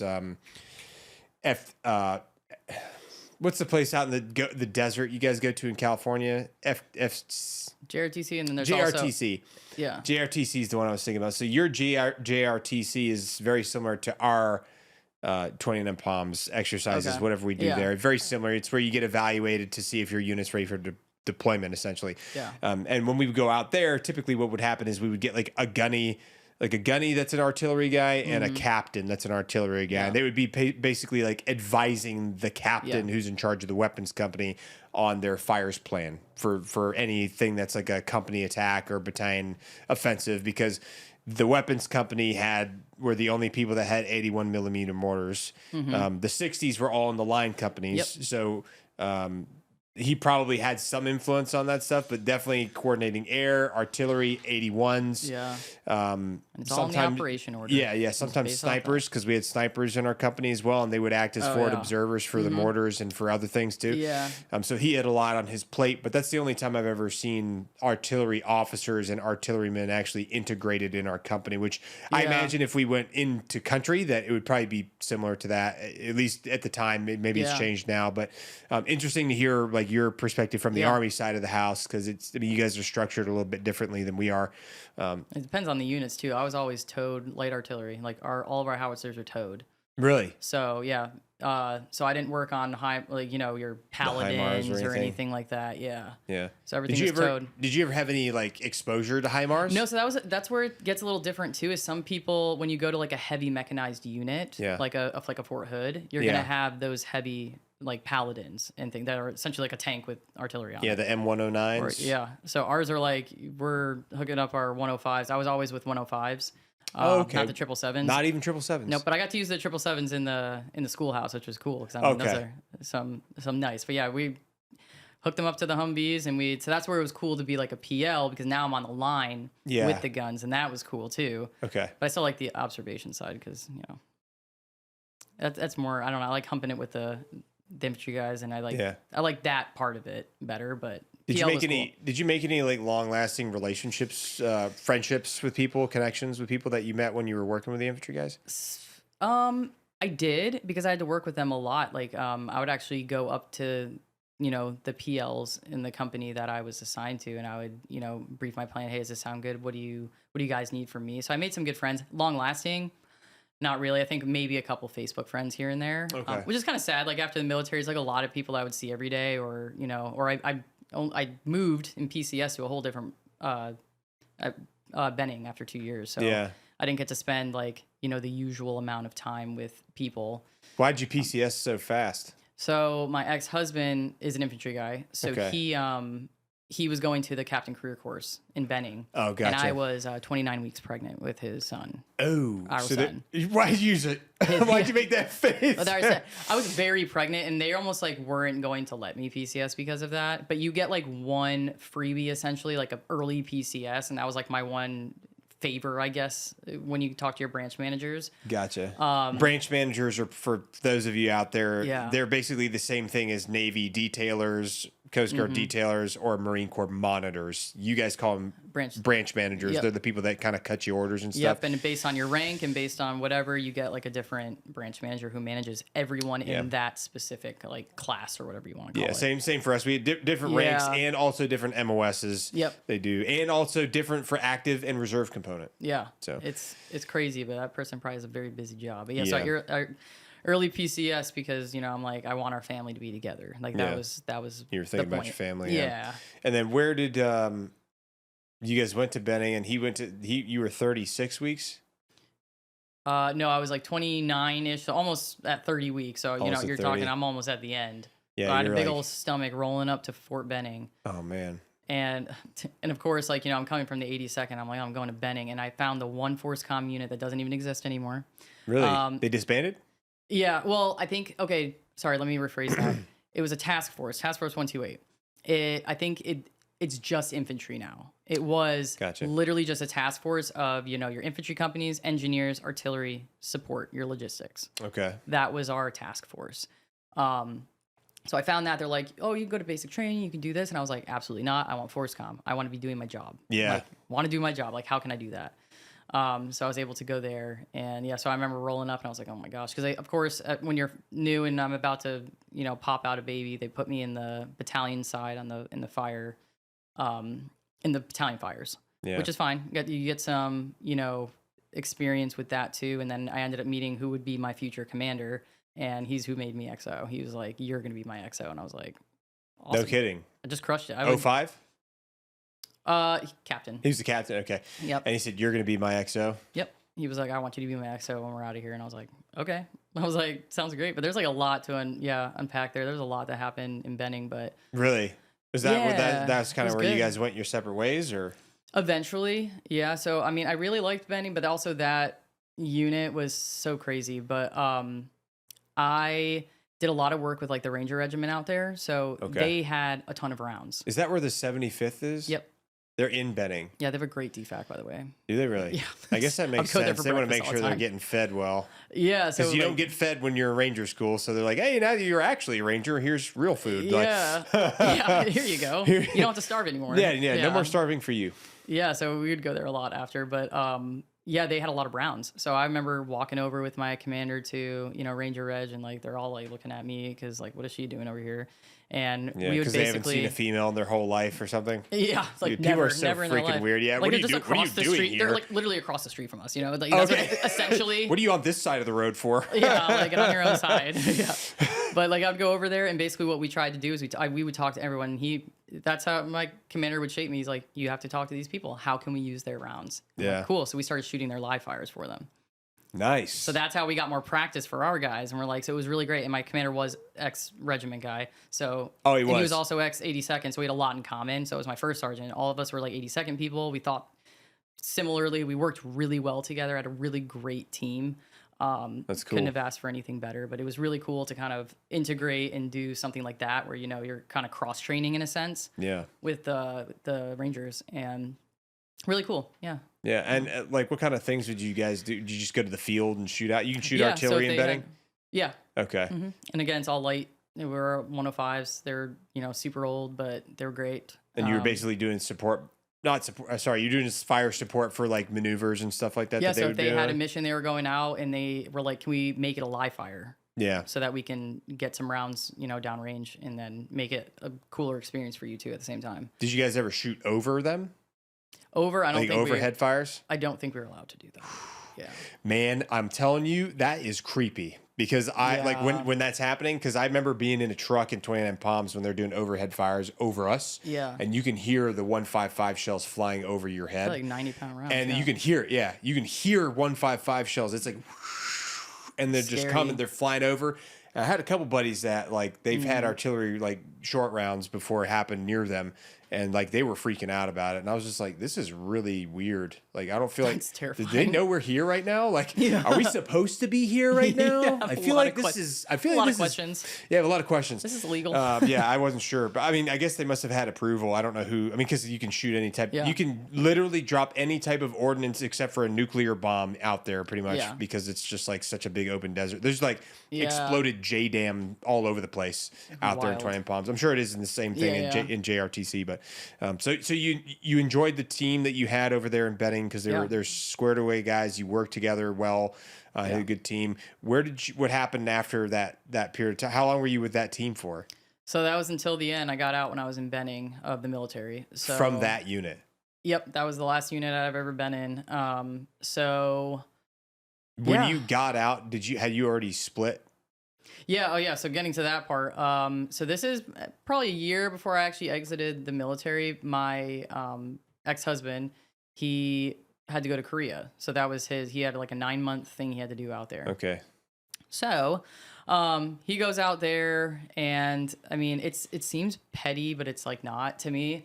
I realized that life didn't change when he wasn't there. Like I was already the one taking care of my son and like doing all the things, like dropping off before PT, which is like 5-something in the morning every single day, doctor's appointments. So I was already kind of doing everything. Yeah. So the first thing I was like, wow, it doesn't really seem different than usual. But the other thing was like it was Korea. He didn't go to war anywhere, right? Like he had access to his phone. We talked and everything. Forgot my birthday, forgot our anniversary, which both were in the same month within weeks of each other. So like little things like that, it sounds petty, but I was like, that kind of matters. Like I want to feel special, you know? Like you're kind of like married to me. So there was a drift happening, and then I just brought it up in conversation. Like I still remember it. And I was just like, do you think we should get a divorce? And he was like, yeah. That fast? Yeah. I just agreed. No tears. No, I'm not saying you have to cry, but no like fight. I'm like, you're losing me and your son, essentially. Not like losing, he still sees him, but I'm like, so that was, and again, I don't like talking like badly, but that was like how it went. It was just such a very matter of fact, mutual, I guess you could say mutual. I was expecting more of like a, no, don't leave. No, wait, don't go. Don't do it. I mean, I think it worked out for the better, 100%, like way happier. But at the time I was just kind of like, oh, okay. That was not the expected reaction. Not exactly. Yeah. Like I was expecting more of a conversation about it. Yeah. Even if it was an agreement, but be like, yeah, but like walk me through what you're thinking, or like something like that. But yeah, so it was just kind of like a done deal. He came back from Korea. I decided his next duty station after that was he went directly to Bliss. In Texas? So yeah, so I guess I'm jumping ahead. I already got out at that point because I had to realize, I was like, if we're really going through this divorce, like I need to figure my life out. Am I going to stay in the Army? I was trying to figure out how I could work with Ranger Regiment somehow, because sometimes they have these weird little detail type jobs. For civilians or something? Or Yeah, because I was technically a branch detail officer, which means like I was artillery until you pin captain, and then we need captains in military intelligence. Now you have to transition. Oh, wow. So I was a branch detail officer by choice, because I figured, intelligence, I can get my TS and like do stuff with it afterwards. Like I'm gonna go be a CIA agent. Like I don't know. Like, whatever. So I was like, maybe they need MI, like, because sometimes they have analysts and stuff that for Ranger Regiment. I thought of could I stay artillery? Can I do this school and bring my young son to a schoolhouse? And I'm like, in a branch I don't know anything about. That sounds stressful. Yeah. So I weighed so many options, and I was like, I just need to get out because I love my son and I want to spend time with him. Like I am not gonna put me first, essentially. Like I want to put him first too, but us as a family. Yeah. So anyways, I get out. And so I'm living in Texas now because I know he's moving to Bliss. Did I move to Bliss? Absolutely not. Yeah. You don't have to say where you moved, but when you moved, did you move to the location you're in currently right now? No. So it was Austin, and I don't live in Austin anymore. I'm okay. Yeah, you're out somewhere outside. Different. Yeah, I figured you don't want to put down locations, but okay. So you moved to Austin originally. Is Austin near Bliss? No, 8 hours. 8 hours. So you're talking Fort Bliss is like damn near Mexico. You're going west. Gotcha. Okay. So I don't know a lot of these places. I know where Fort Hood is. It's El Paso. Sorry. Okay, El gotcha. Paso. It's okay. So didn't want to live there. No part of me wanted to live there. Yeah. So Austin's a lot nicer. Yeah, so I took a job in Texas thinking, Texas is a big state, but at least we're in the same state, right? Like, that's what I was thinking. Yeah, make it easy for you to get, like, and I knew co-parent, sort of. Yeah, and he wasn't going to stay in El Paso. I already knew that. He was going to be on his way out, too, at some point. I just didn't know when. Yeah. So I was like, I don't want to move out there, start a life out there, and then not be happy there. Yep. So I was like, I need to do something for me. How did you pick Austin? So when I got out of the military, there was a ton. Well, before I got out, I want to make sure I had a plan. Which anyone listening who's thinking of transitioning, make sure you have a plan before you get out. Please. Always have a plan. Yeah. Financially, everything. So there's a ton of recruiters, right, for corporate jobs or this or that, or go to school or go back home. Like those are the options, right? That's usually what the options are laid out for some people. I found this place called Alliance. Which wasn't just like we're just going to put you in a job and we don't care because we get a paycheck. Alliance takes officers only. So is it a place that hires vets specifically? It's a recruiter for corporate jobs and sales jobs. Okay. But they take officers and put you in above entry level positions so you don't make shit. Yeah, you make good pay or better pay. Yeah, exactly. Okay. So that was the idea behind that. And I was like, awesome. That way I know I can at least maintain the pay that I was getting. Yeah, to some the standard extent. of living that you'd already gotten accustomed to. Yeah, and they actually, fly us out to, I believe it was, I don't know if it was North Carolina or maybe it was Dallas. It might have been Dallas, Texas, actually, where they fly us out to a big conference and you learn how to interview. It was so extensive. It was great. And then I actually went into interview rooms. Like once they prepped us for a couple of days, they gave us a folder with all their picks of basically like, this is where you would fit best. I had 12 interviews that day. Wow. And insane. You dress up, you are, you learn the companies, like you do whatever you have to, and then you just be yourself. So I was like not doing well during my practice interviews, and when I got to the real ones, I did amazing. So out of the 12 I had, 10 wanted me. Really? Which I thought they were like, I don't know how you're going to do, because I ended up just being myself. I was like, I don't need to be this like uptight. Let me tell you why you need to hire me. Yeah, I just took lesson from forever ago that we learned, just be yourself, right? Just be yourself. And then I ended up getting all these, and you only choose 3. You do follow-up interviews, and the one I ended up going with had a higher payout essentially, so that's how I picked it. Make some more money. It was also for it. in Texas. The other ones were all over the place. One was in Tampa, one was Ohio, and I was like, what the hell's out there? Where was the one in Texas located? Austin? This was the Austin one. Okay. So I was working in the plumbing industry. Okay. So I was sales, operations, like you name it. So it was like a white collar meets like blue collar type job, and I did that for 5 years. Okay. But that's how I selected that. Yeah, that was. So you did that for 5 years. Yeah. So I just got out in over a year ago now. Yeah, February of 2024 or March 2024. So you did that until March of 2024, and what caused you or triggered you to want to get out of doing that and move into something different? Yeah, so I left to work for myself, which is like the next scariest thing that I've ever done. Oh, you know? bro, it's so nice. It's the great. I was like, why did I not do this? Why sooner? have I not been doing this? Because it's God, working in a corporation, even as mine, I had a lot of autonomy because I started running. So from Austin, they moved me out, somewhere else to a little shanty town in Texas. And I managed that store. And so, I mean, I'm from procuring product to pulling stuff off the shelf to climbing the shelf. I mean, I'm covered in grease like every day just because I'm pulling parts and like ordering it and like doing everything, doing sales calls. From this allegiance or this alliance job that you scored. Wow. Yeah, which there's like this thing that they keep you. It was a yearly bonus, right? Every year there's this big bonus and it's based on profit sharing. So the more profitable you make it. So as the manager, I'm like, of course, I'm going to make sure and I'm a nerd when it comes to operations and stuff. So I'm like, okay, here's our controls, inventory, dead stock. Like, I mean, making sure we maintained money and stopped losing it from things we didn't know, like old things on shelves, like stuff I never ever had to think about before. Yeah. So I learned a lot about running business in that aspect. Yeah. But I was not happy. So, I mean, I knew that immediately. The first year, I was like, gosh, because you start out in the warehouse, you have to learn the material, you have to learn the business. And then you kind of move your way up to like managing. And you didn't feel very fulfilled doing that. Oh, heck no. I'm like, first of all, plumbing is like not sexy, but it's necessary. I know how to do some stuff because I know a lot of plumbers now. So they've taught me a lot. Yeah. But you learn to solve problems on the counter with them and like, rig something up or whatever it is. But yeah, it was just not my calling. And that's when my bio had it briefly too. Like I built Little Fit Patriot while I was there because I started competing on the side. I'm like, I need something to fulfill me again. I'm like, I just, I joked about it on a different podcast, the revenge bod, like after a divorce and all that stuff. I'm like, I'm just going to like go all in on me. Like, the revenge bod? I'm going to look amazing. Yeah. So like, went through the bodybuilding thing, got into fitness, and I was like, I'm going to start showcasing my journey to the stage, and I just started doing all this, and then like Little Fit Patriot was born, and then I started modeling, and everyone's a model now, right? Anyone with a camera. Like, some refer are good to themselves that way, but they're just doing OF, but they're like, I'm a model. It's nope.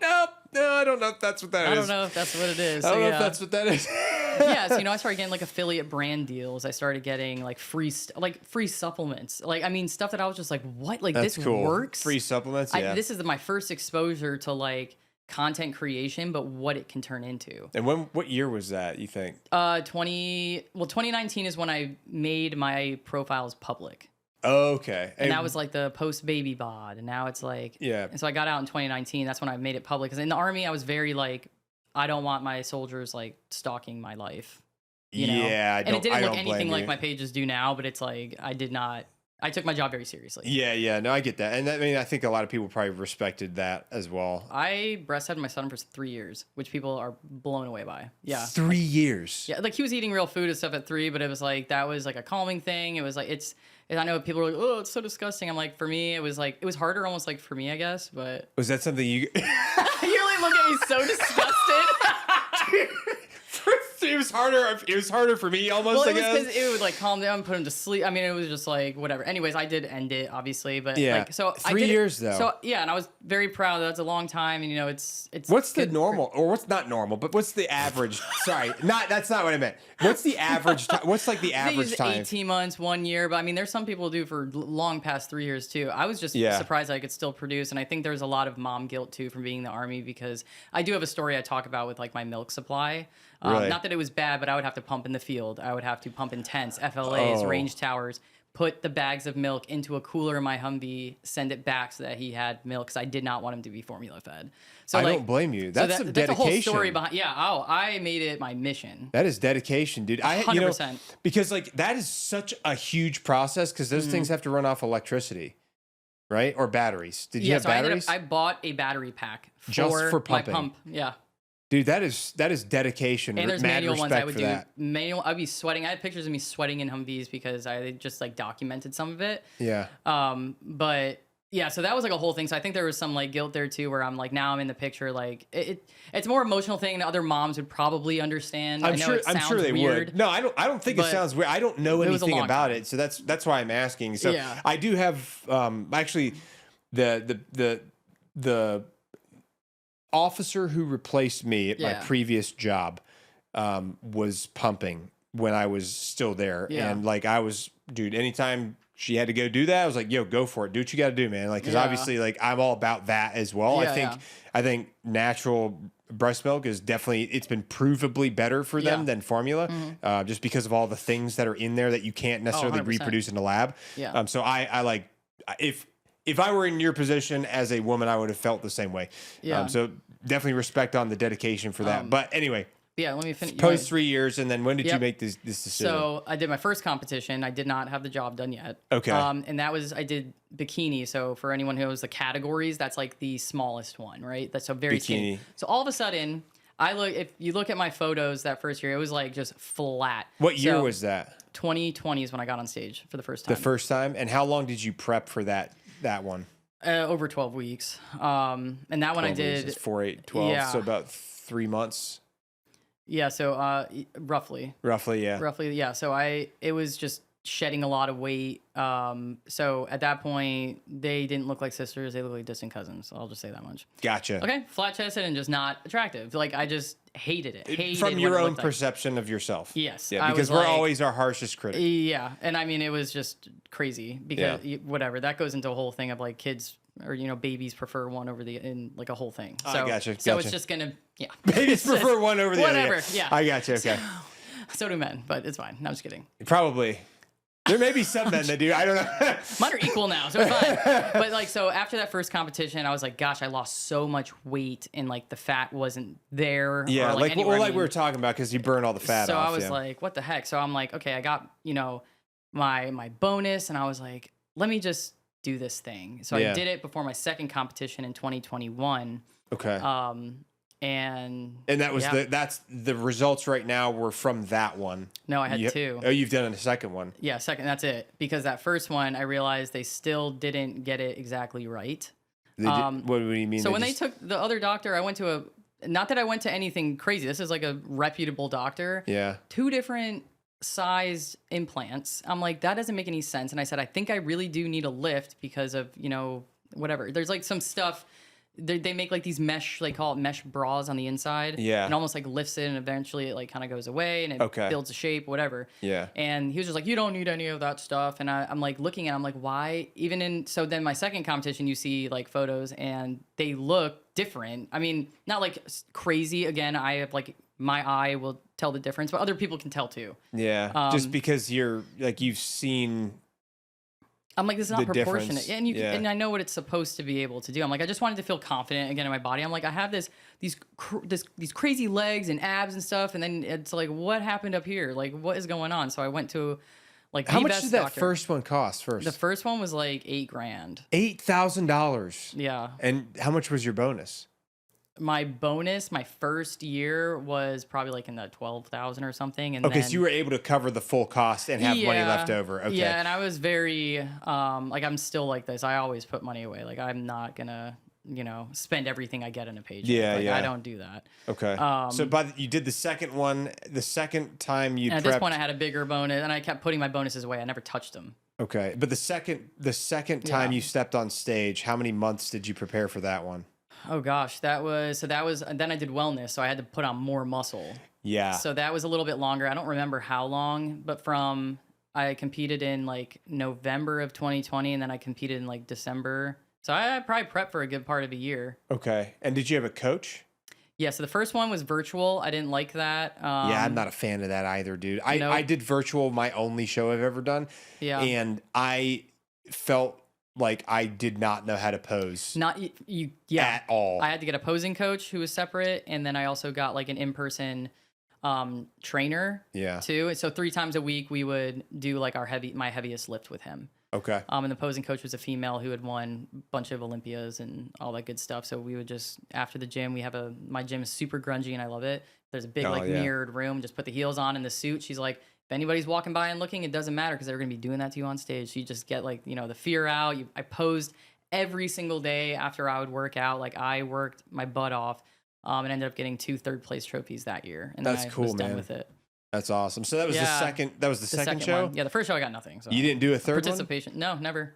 But you got you got the final job done though after the second show because you wanted to correct it. Yeah, because I was looking at it and I was like, I really need to correct this. So it was over like a year later, and I was like, over a year later. Yeah, and I been hustling and all that stuff. So I'm like, I got money that I can spend and put my bonuses and whatever else away. And I'm like, I'm going to fix this. I'm going to do exactly what I want. And I'm going to talk to a female and the male doctor. And we are going to be on the same page. Yeah, and I'm going to make sure that when I'm spending this money that they do it right the first time. Yeah, and I went to people that I knew had the jobs done. I was like, how was your experience? Like, I looked at photos. I mean, I was like all into it because I'm like, I'm not doing this again. I don't like being put under anesthesia or anything. No, I just want to fix not. a problem and feel confident.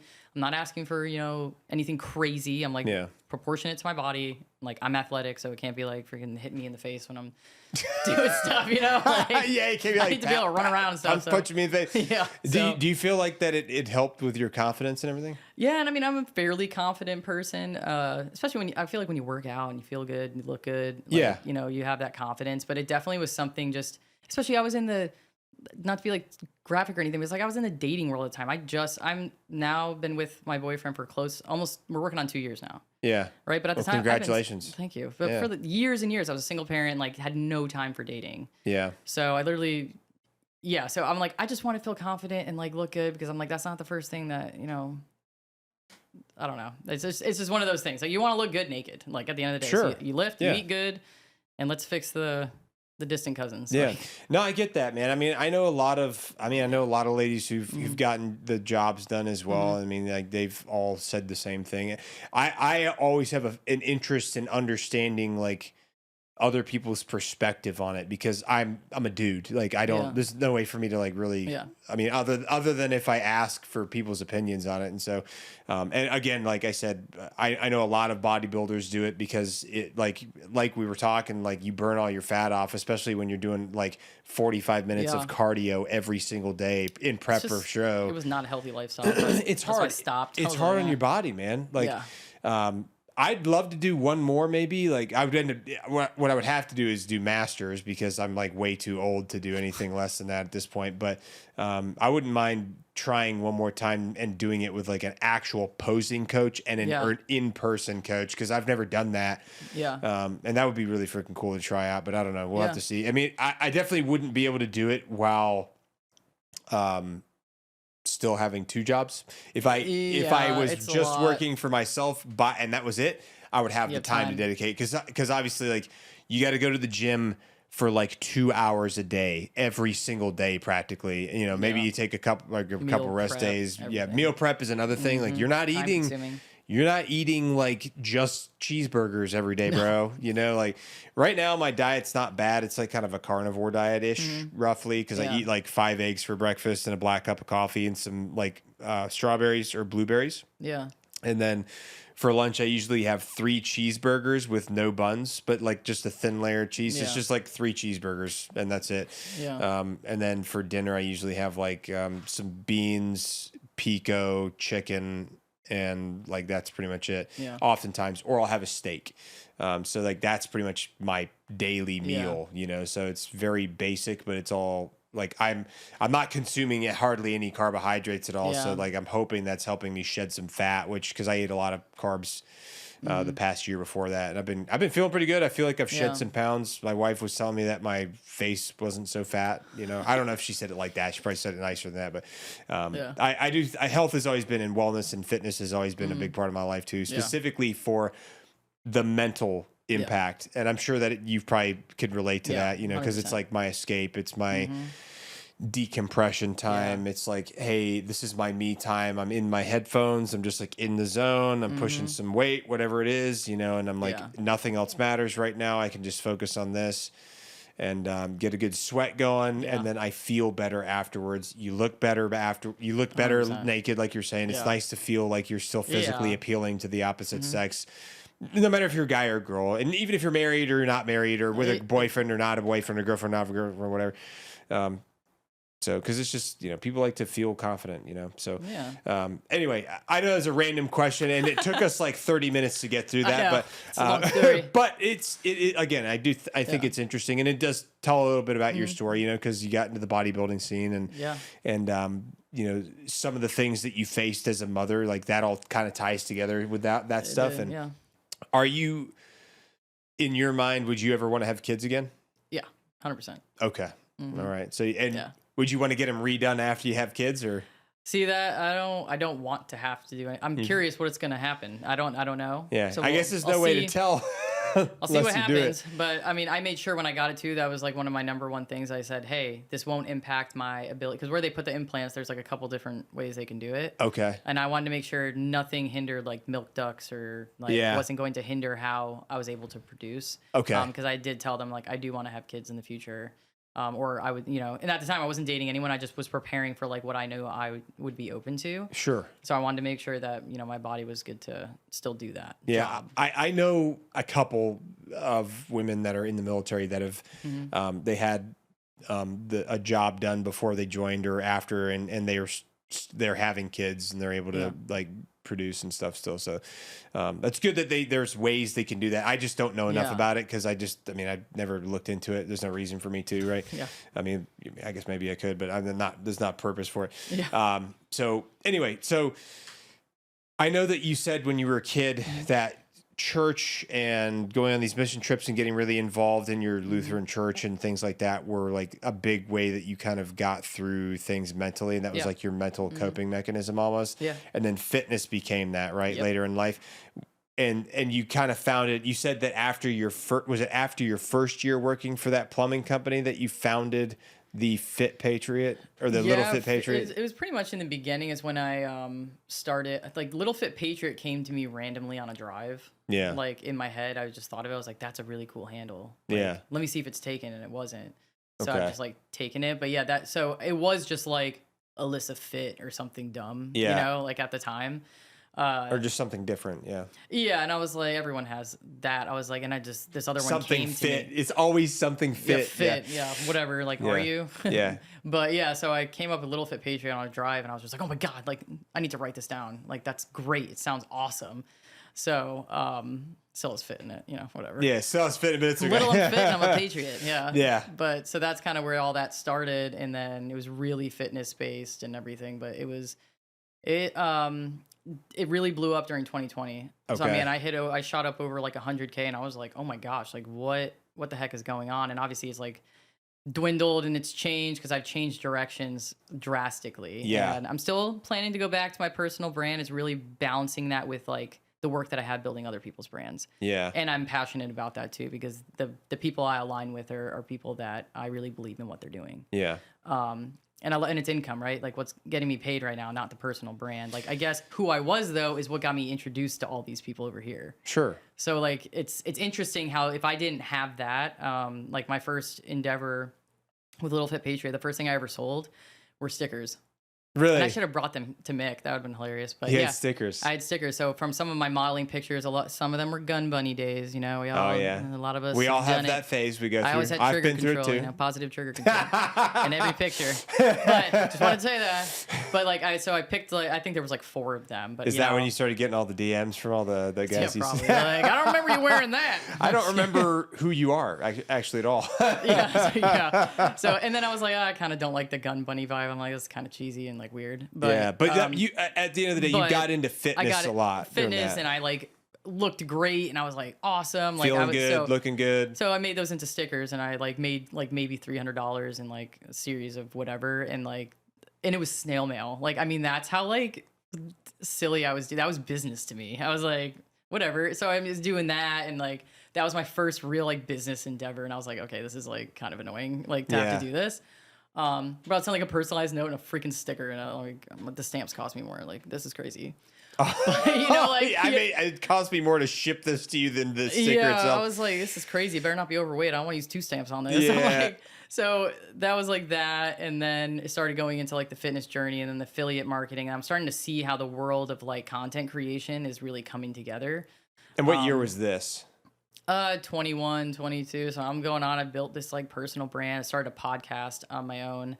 It was called Risk Valor, and it's still on my YouTube, I think. But it was I interviewed all women, and it did decent. I mean, for a new podcast, and I would interview women just on adversity and this and that. Some were veterans, some weren't. They just all had different backgrounds and stuff. Sure. And I was doing that during my full-time job, and I was just like, okay, this is crazy. Then I opened it up to men because they wanted to be on the podcast, and I was like, yeah, why should I only have females, and then it kind of changed the dynamic. Yeah. So, and then I ended up stopping it. I just didn't have the time to like really pursue it. And again, you also have to have that passion. Not that I stopped being passionate about it, but I deviated.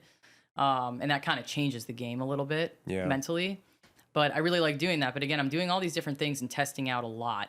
And so I'm like, okay, I've done a podcast, I've done content creation, I've done all these different things. And, you know, here we are in 2025. This is like, people think everything's overnight. Like, this is years in the making of like getting to the point now where I'm doing content for other people. I'm producing podcasts, or I'm doing all these other things. I mean, like, I probably wouldn't have met you if I had not been working for Warrior Rising. And I wouldn't be working for Warrior Rising if Ben didn't know me via social media.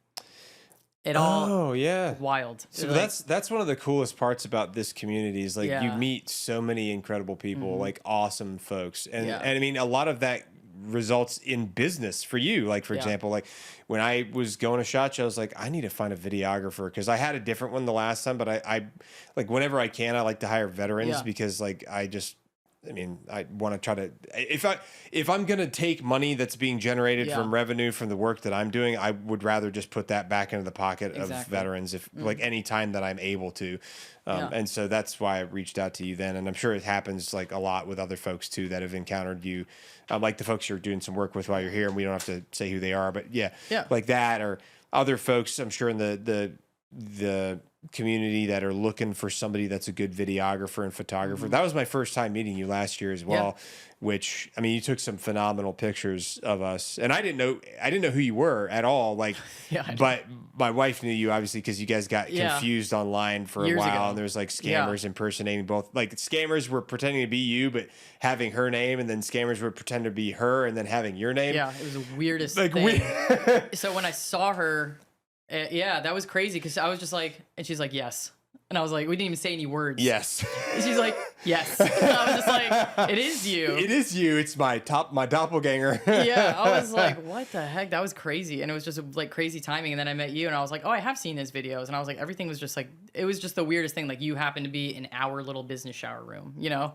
Like, just how the world works is absolutely insane. Yeah, I think that's one of the cooler parts about doing this stuff, is you meet a lot of really cool people that have great stories and are doing good things for the community, and like helping with storytelling, and are doing good, honest work for people. Like, you know, and I mean, it is a small world, and, you know, granted, we have our own set of problems and issues we deal with as veterans, active duty community. Like, we've got people that are controversial. We get people that do stupid stuff, that get in trouble for silly things. And we got people that base their whole personality off of like hate fluencing and all that stuff. I stay away from that. Obviously you do too, but there's a lot of good people out there, a lot of good people in our community. And I love seeing all the different, you know, the different areas that people are thriving in. And I like seeing everybody succeed. I like seeing everybody do well. You know, I want everyone to be able to feed their family, and I want everyone to be able to get a nice house and have a good living and a good standard of living and a good income, and, you know, be happy and all that stuff. And so it's interesting how like all the spider web of all these connections leads people to where they end up eventually. Like, so anyway, I'm kind of rambling, but you, so in 2022, 23, when did you like start working with, like, when did you go from like the Little Fit Patriot focus to, more so working on becoming a videographer, photographer, like podcaster, stuff like that? It's kind of like a hairy little thing. 'Cause at first, when I was still at my corporate job too, like, I'd built a personal brand, but then I started online personal training too. Oh, you were? Yeah, so I did that for a little bit, and I made money doing it. Just based on, you know, being in the fitness space. Again, social media gave the credibility and built that story that resonated with people that I worked with. And you were able to get a decent amount of clients doing that? Yeah, and it wasn't at the full-time pay yet, though. You know, it was good, but it's very sporadic. 1 month, I might have 10 clients paying, you know, X amount, and that's a great month. And then when their contract is out or done, I might not have anything, or I might only have one. You know, it's not it wasn't built long enough, or, you know, it's not the most scalable model either. Yeah. So I was actually doing that. And so when I decided I put it on the calendar, like, I'm leaving my corporate job, like, I'm going to go all in on like personal training. I had saved enough too. Like I had a year's worth salary to put away. Like that's how hard I worked. Okay. I was like, I'm just not gonna touch it. You're better with money than a lot of people are. Yeah, they usually say 3 to 6 months. I was like, no, I have a child and like I don't want to lose my house or anything. So I'm like, let's be smart about this. I mean, again, this is like 5 years in corporate where I put everything I can away. Do you think that having a child, were you already pretty mature before you had a kid, or do you think that made you mature more? He definitely grounded me. I would say I was more of like a wild child or the rebel of the 4 girls in my family. Okay. So I mean, I didn't do anything too crazy, but I was usually the one if someone did something. Oh, it was probably Alyssa. Like, oh, okay. Yeah, that was me. Like the party in college, like had a good time. I still obviously commissioned and graduated and did all the things, but I also was like, and we were different when we were younger too, right? You could drink beer on a Tuesday and go a 6-mile run on a Wednesday morning. Like, I can't do that anymore. I cannot hang with my old self like that. Yeah. Absolutely not. Yeah, but I am completely unrecognizable to the human being that I was 10, 15, 20. Well, I would say 2007, 2008. That was what, 22 years ago? Mm-hmm.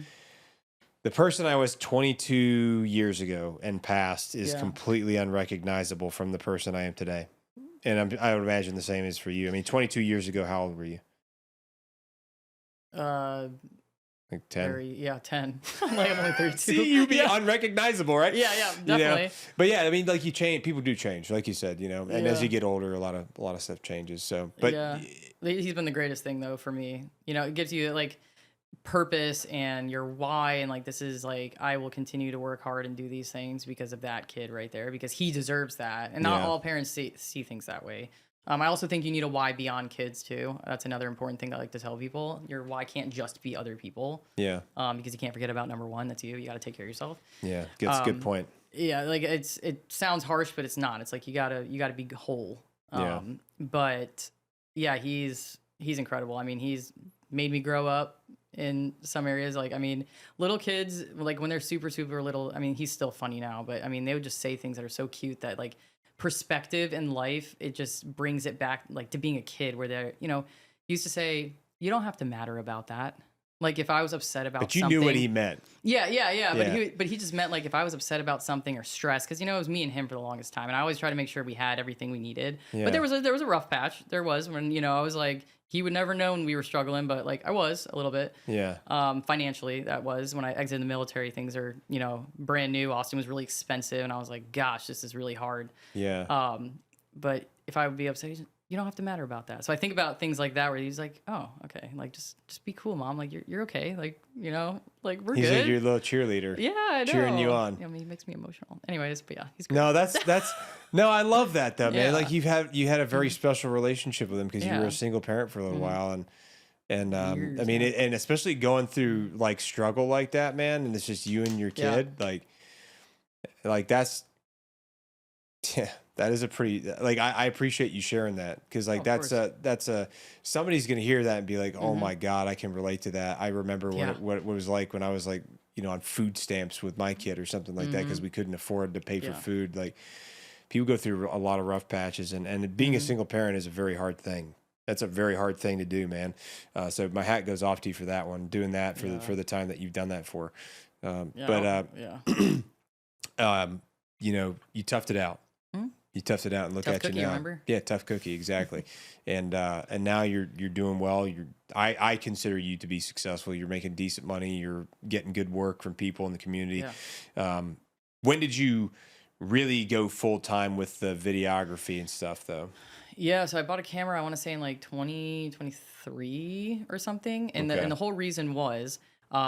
Still thinking about the fitness side and everything. I couldn't like rely on any of the. I have a lot of friends that are in the creative space, whether it was modeling, podcasting, whatever aspect it was. I had made a lot of friends. Like one of the guys I still talk to all the time, Ian, is one of my really, really good friends.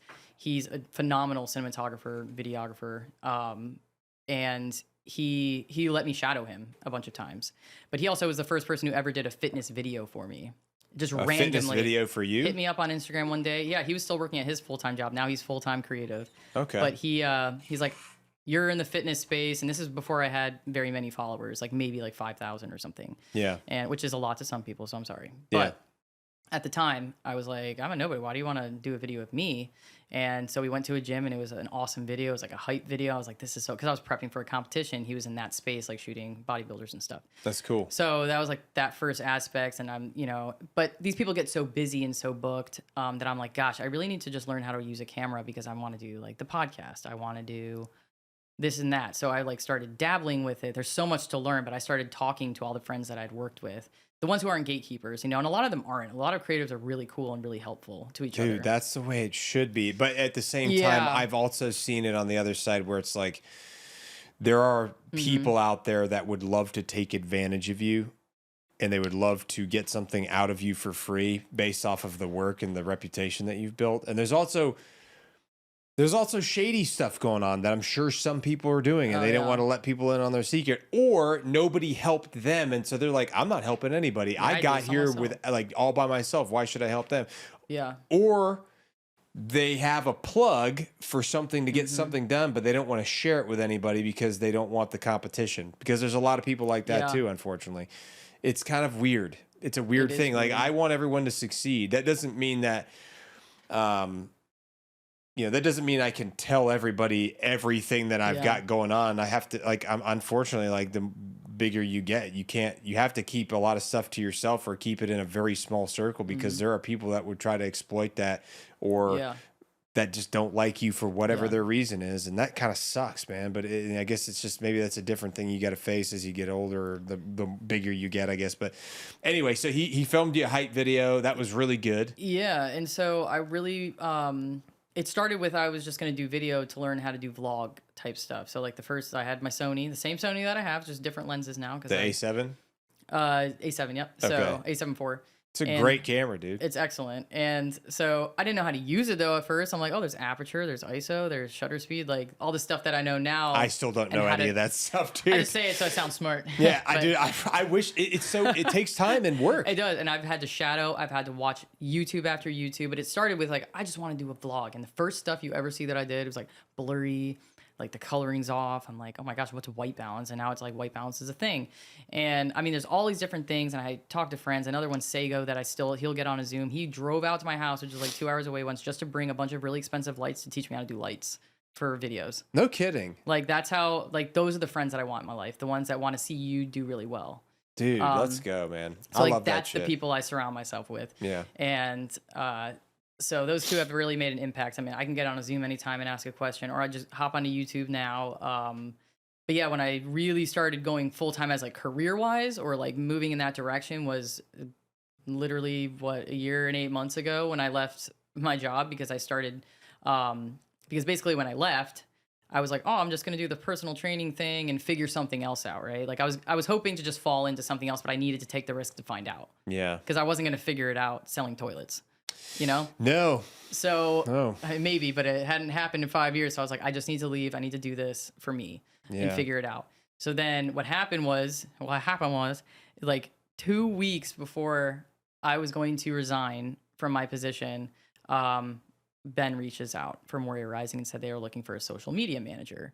And I was like, for real? And I was like, so that started this other conversation. I was like, this is weird timing. Like when you commit to something, and whether you believe in God or the universe or whatever, it's like, I really do think when you are committed that things start aligning in a way that is absolutely unimaginable for you. Cause I'm like, that opportunity could that have hit me like 3 years ago? That would have been nice. But I'm like, no, it happened when I committed to the path I was about to be on. Yeah.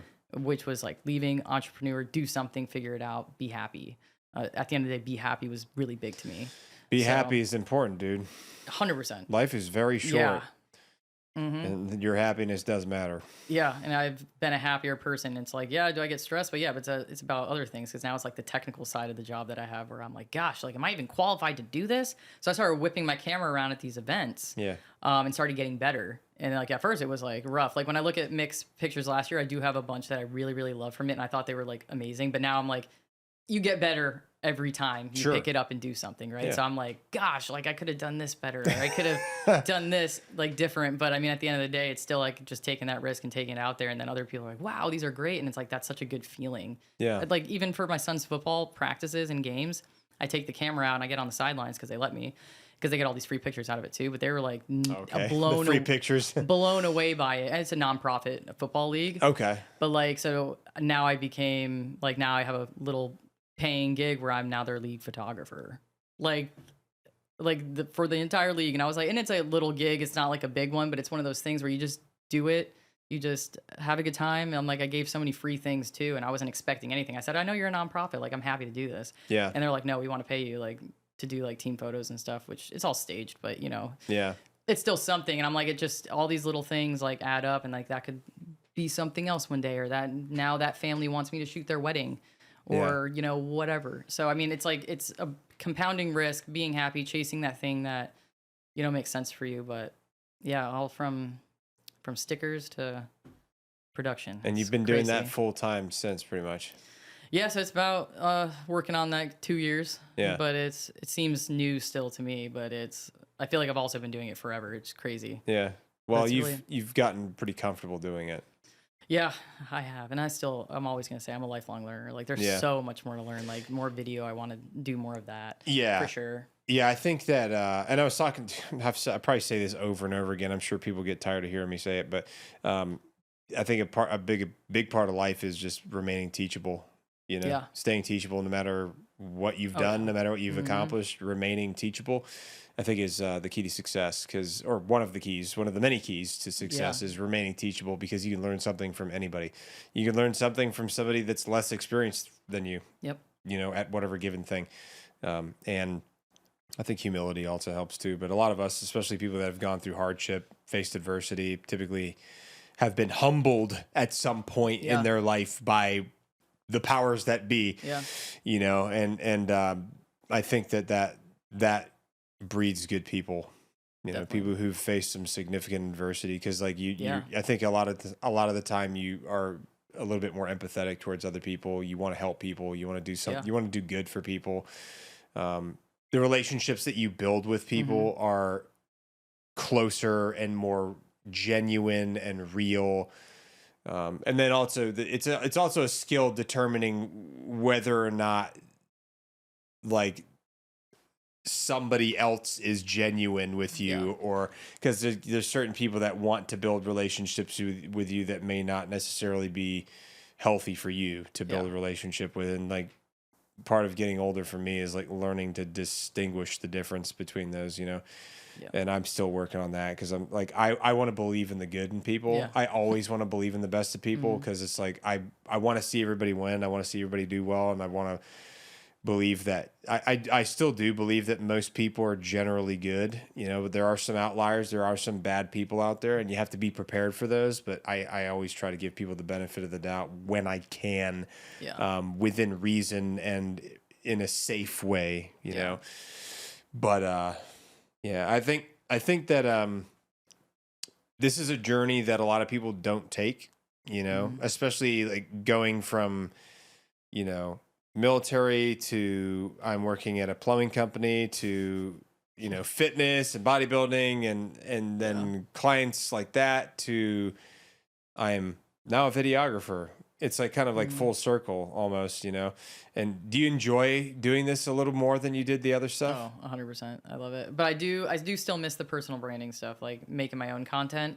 It's just sometimes finding the energy to do that when, you know, outside of everything else. Yeah, or sometimes I think not even the energy or the time. I don't like to say time, because we all have the same time, right? I have the time I could be doing with that, but maybe I'm editing something else, or maybe whatever. I think the real thing is the inspiration, right? So it's like, what direction am I going? Like my channel, because I've had to switch back and forth, because, you know, we hear about shadow bans, this, and I'm like, screw it, I'm just going to go to my original account, like go back. If people leave, that's cool. And they've been leaving. I was whatever, over 100, I don't know. And I'm not one of those people that puts it in my bio, like, lost my account at 300,000. Like, I'm just not that person. I hate when I see that stuff. Like, nobody cares. Nobody cares. That doesn't validate you. Yeah, or it's like the people that put how many followers they have on a different platform in the bio to a different platform. It's like, I'm like, whatever. Like, get over yourself. But so, like, I had a significant amount for me, like, for being just, and all of us started as like a random person from wherever, right? Yeah. Like, I'm just from upstate New York, and like, just whatever. Yeah, yeehaw. Dude. And so, so I mean, I really grew that stuff, and then I've seen it dwindle, but I've also completely rebranded, and not even rebrand, more of just a different direction completely. Like, it's not just modeling stuff, or it's not just I'm not bodybuilding. I actually have done like YouTube videos about why I wouldn't go back to bodybuilding. Oh yeah. So like I talk about that stuff, and that's me personally. It's just me sharing with whoever resonates with that. Yeah. So yeah, I've seen it like lose, and that kind of loses that inspiration a little bit. Where you're like, gosh, like every week it's like another 100, like bye. It just keeps going down and down and down. But I'm like, but then you see the people that do stay, the people that do engage, the people that still want to hire me for other things. I'm like, so I definitely want to get back onto it. I think consistency matters 100%, but it's definitely that inspiration of like, I just want to be that fitness person. If that's what I love, I'm just going to do that, Yeah. But then also, this is the other stuff I love doing, like creating for other people, and that's what pays my bills. That's what pays your bills. So it's like I can't not do that. So if one has to give in the moment, it's that. I think we go through seasons, and right now it's like a season. I remember I was talking to you. I was going really hard on YouTube, and then I just like, I don't have the inspiration right now. Yeah. I was going to ask you about that because I remember seeing a bunch of your stuff, and I was always trying to like and comment to help you out as much as I could. Yeah. But I mean, I also like it's rare for me to even scroll on any social media now because I'm like so mission driven on like, okay, meet your minimum requirements that you set for yourself internally. Make sure you're meeting that, and then all the time that you are not doing that, you need to like take care of your brain.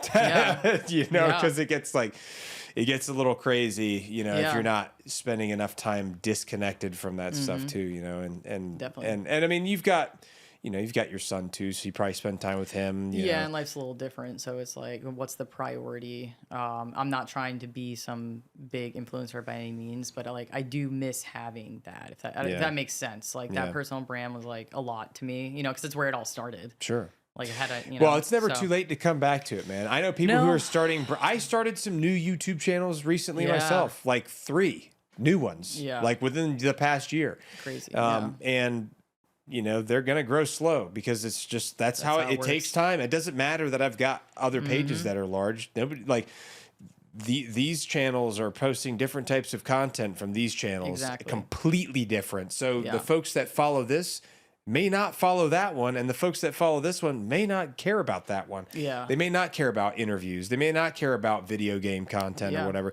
Because I want to talk about and do things on social media that I can make a living doing, and also be able to like raise money to like do philanthropy with, but I want to do things that I enjoy. Yeah. I enjoy talking to people.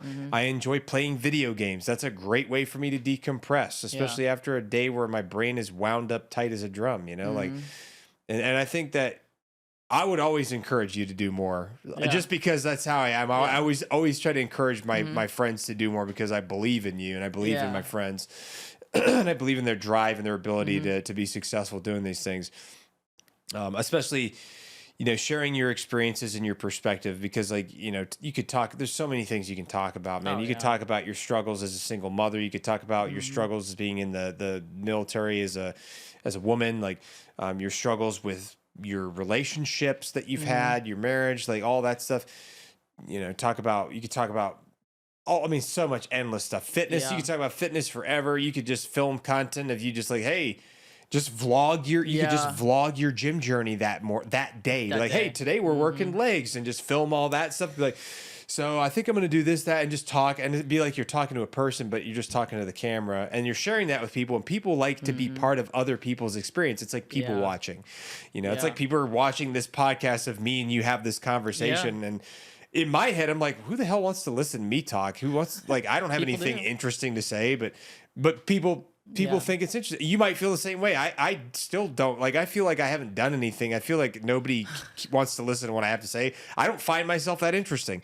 But you keep going and doing it because like you're passionate about it, or there's whatever it is you're doing that you're passionate about, and it's paying your bills. And if you can fit in the stuff that you're passionate about that doesn't pay your bills on top of that, try to, and find a way. But I think what you're doing is good. Obviously, you do great work. You're killing it with the videography and the photography, man. Like, obviously, my first exposure to your work was last year at the last conference we had down here, and the photos were I was like, the photos were the big thing that I saw that was like, holy hell, dude, like that's a really good picture. And I like normally when I'm at like getting a photographer for something, I have to like guide them onto like what I want it to look like or something, kind of be like, hey, this is kind of what I'm looking for, you know, and because they want to know like, what do you want?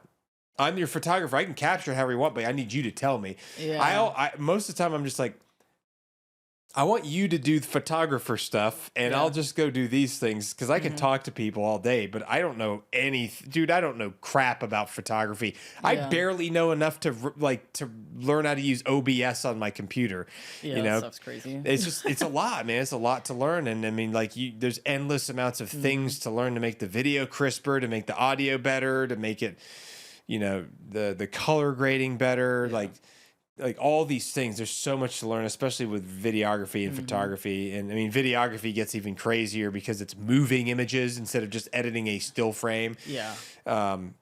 But I still think it's cool because, this is one of the greatest ways that we communicate with each other nowadays is with video. Audio and video is like kind of put together and it tells a story. And storytelling is a big part of our culture, like we talked about, and I think that you'll continue to do well for sure. And I'm sure that there's tons of people out there that are looking to hire you. And I mean, this is the organization you're working with today is somebody you've never done work with before, right? No, this is like our second full contract, and hopefully it's till we stop doing it. I'm sure they'll do another one. Yeah. Yeah. What are some of your goals and plans for the near future? Like, with what you're wanting to do? Well, it's definitely reviving my personal brand. It's been on the top of my list. Other than that, like personally, it's hopefully getting engaged, that kind of stuff. Wink, wink. Yeah. He knows. Yeah, I'm sure he does. I'm watching. Expanding the family for sure. So there's a lot of different changes happening. I like how you put that, expanding the family. Having a baby. Making children. I want a baby. Yeah. Not to replace the other one, but to give him a little sibling, but also I love being a mom. So it's a lot of good stuff. So that's like the personal side. And as far as business, like, I hate to be like, I just want to find a niche. Like, I think I did find it. There's a lot of stuff behind the storytelling with like podcast production that I do. Yeah. I do like photography work. I'm at the point now where I can actually say no if it's not like enough where, it's your time is worth this much. Like you have to have a number that you're okay with. And so I've actually had to say no, and that's a great place to be. In my personal opinion, because it used to be like yes to everything, and I'm like, this doesn't make any sense. That's healthy though. You have to continuing that. You have to, because it's like there's a lot of people that are going to be vying for your time, and you have to make sure that you understand your value that you provide. 100%. Like if you want McDonald's pricing, you're gonna get McDonald's quality. Yeah, you can go find that somewhere else. Yeah, there's dudes with cameras everywhere. Just dudes with cameras. But dudes with cameras. So, or dudettes maybe. But yeah. So as far as it's just growing LFP creative. But also the personal brand side. I love being in the fitness space. I'm probably reopening. Not probably. I will be reopening my online personal training as well for women. There you go. I've been asked. I have already... To prep people for competitions? Not competition. This is more like lifestyle. Like gotcha. Weight loss, love your body. Let's get on calls and like figure out mentality. Like let's talk mindset. And I did this and I loved that. And then I take a break because I do all these other things, right? So I've been asked. I have a wait list now. So I'm like, we got to reopen this. That's another segment to my life of like, find your multiple sources of income, but also things that, inspire you. Yeah. Things you're passionate about. Yes. And I love helping women find that strength and like love for themselves again. And a lot of that does come down to like, how do you own your life and be disciplined? Like, how do you do the right things, eat right, train? Yeah. It's not to look like me. It's so that you can love like you again, like find you. Yeah, be comfortable in your own skin. Exactly. Yeah. Like you should never want to be somebody else. Yeah.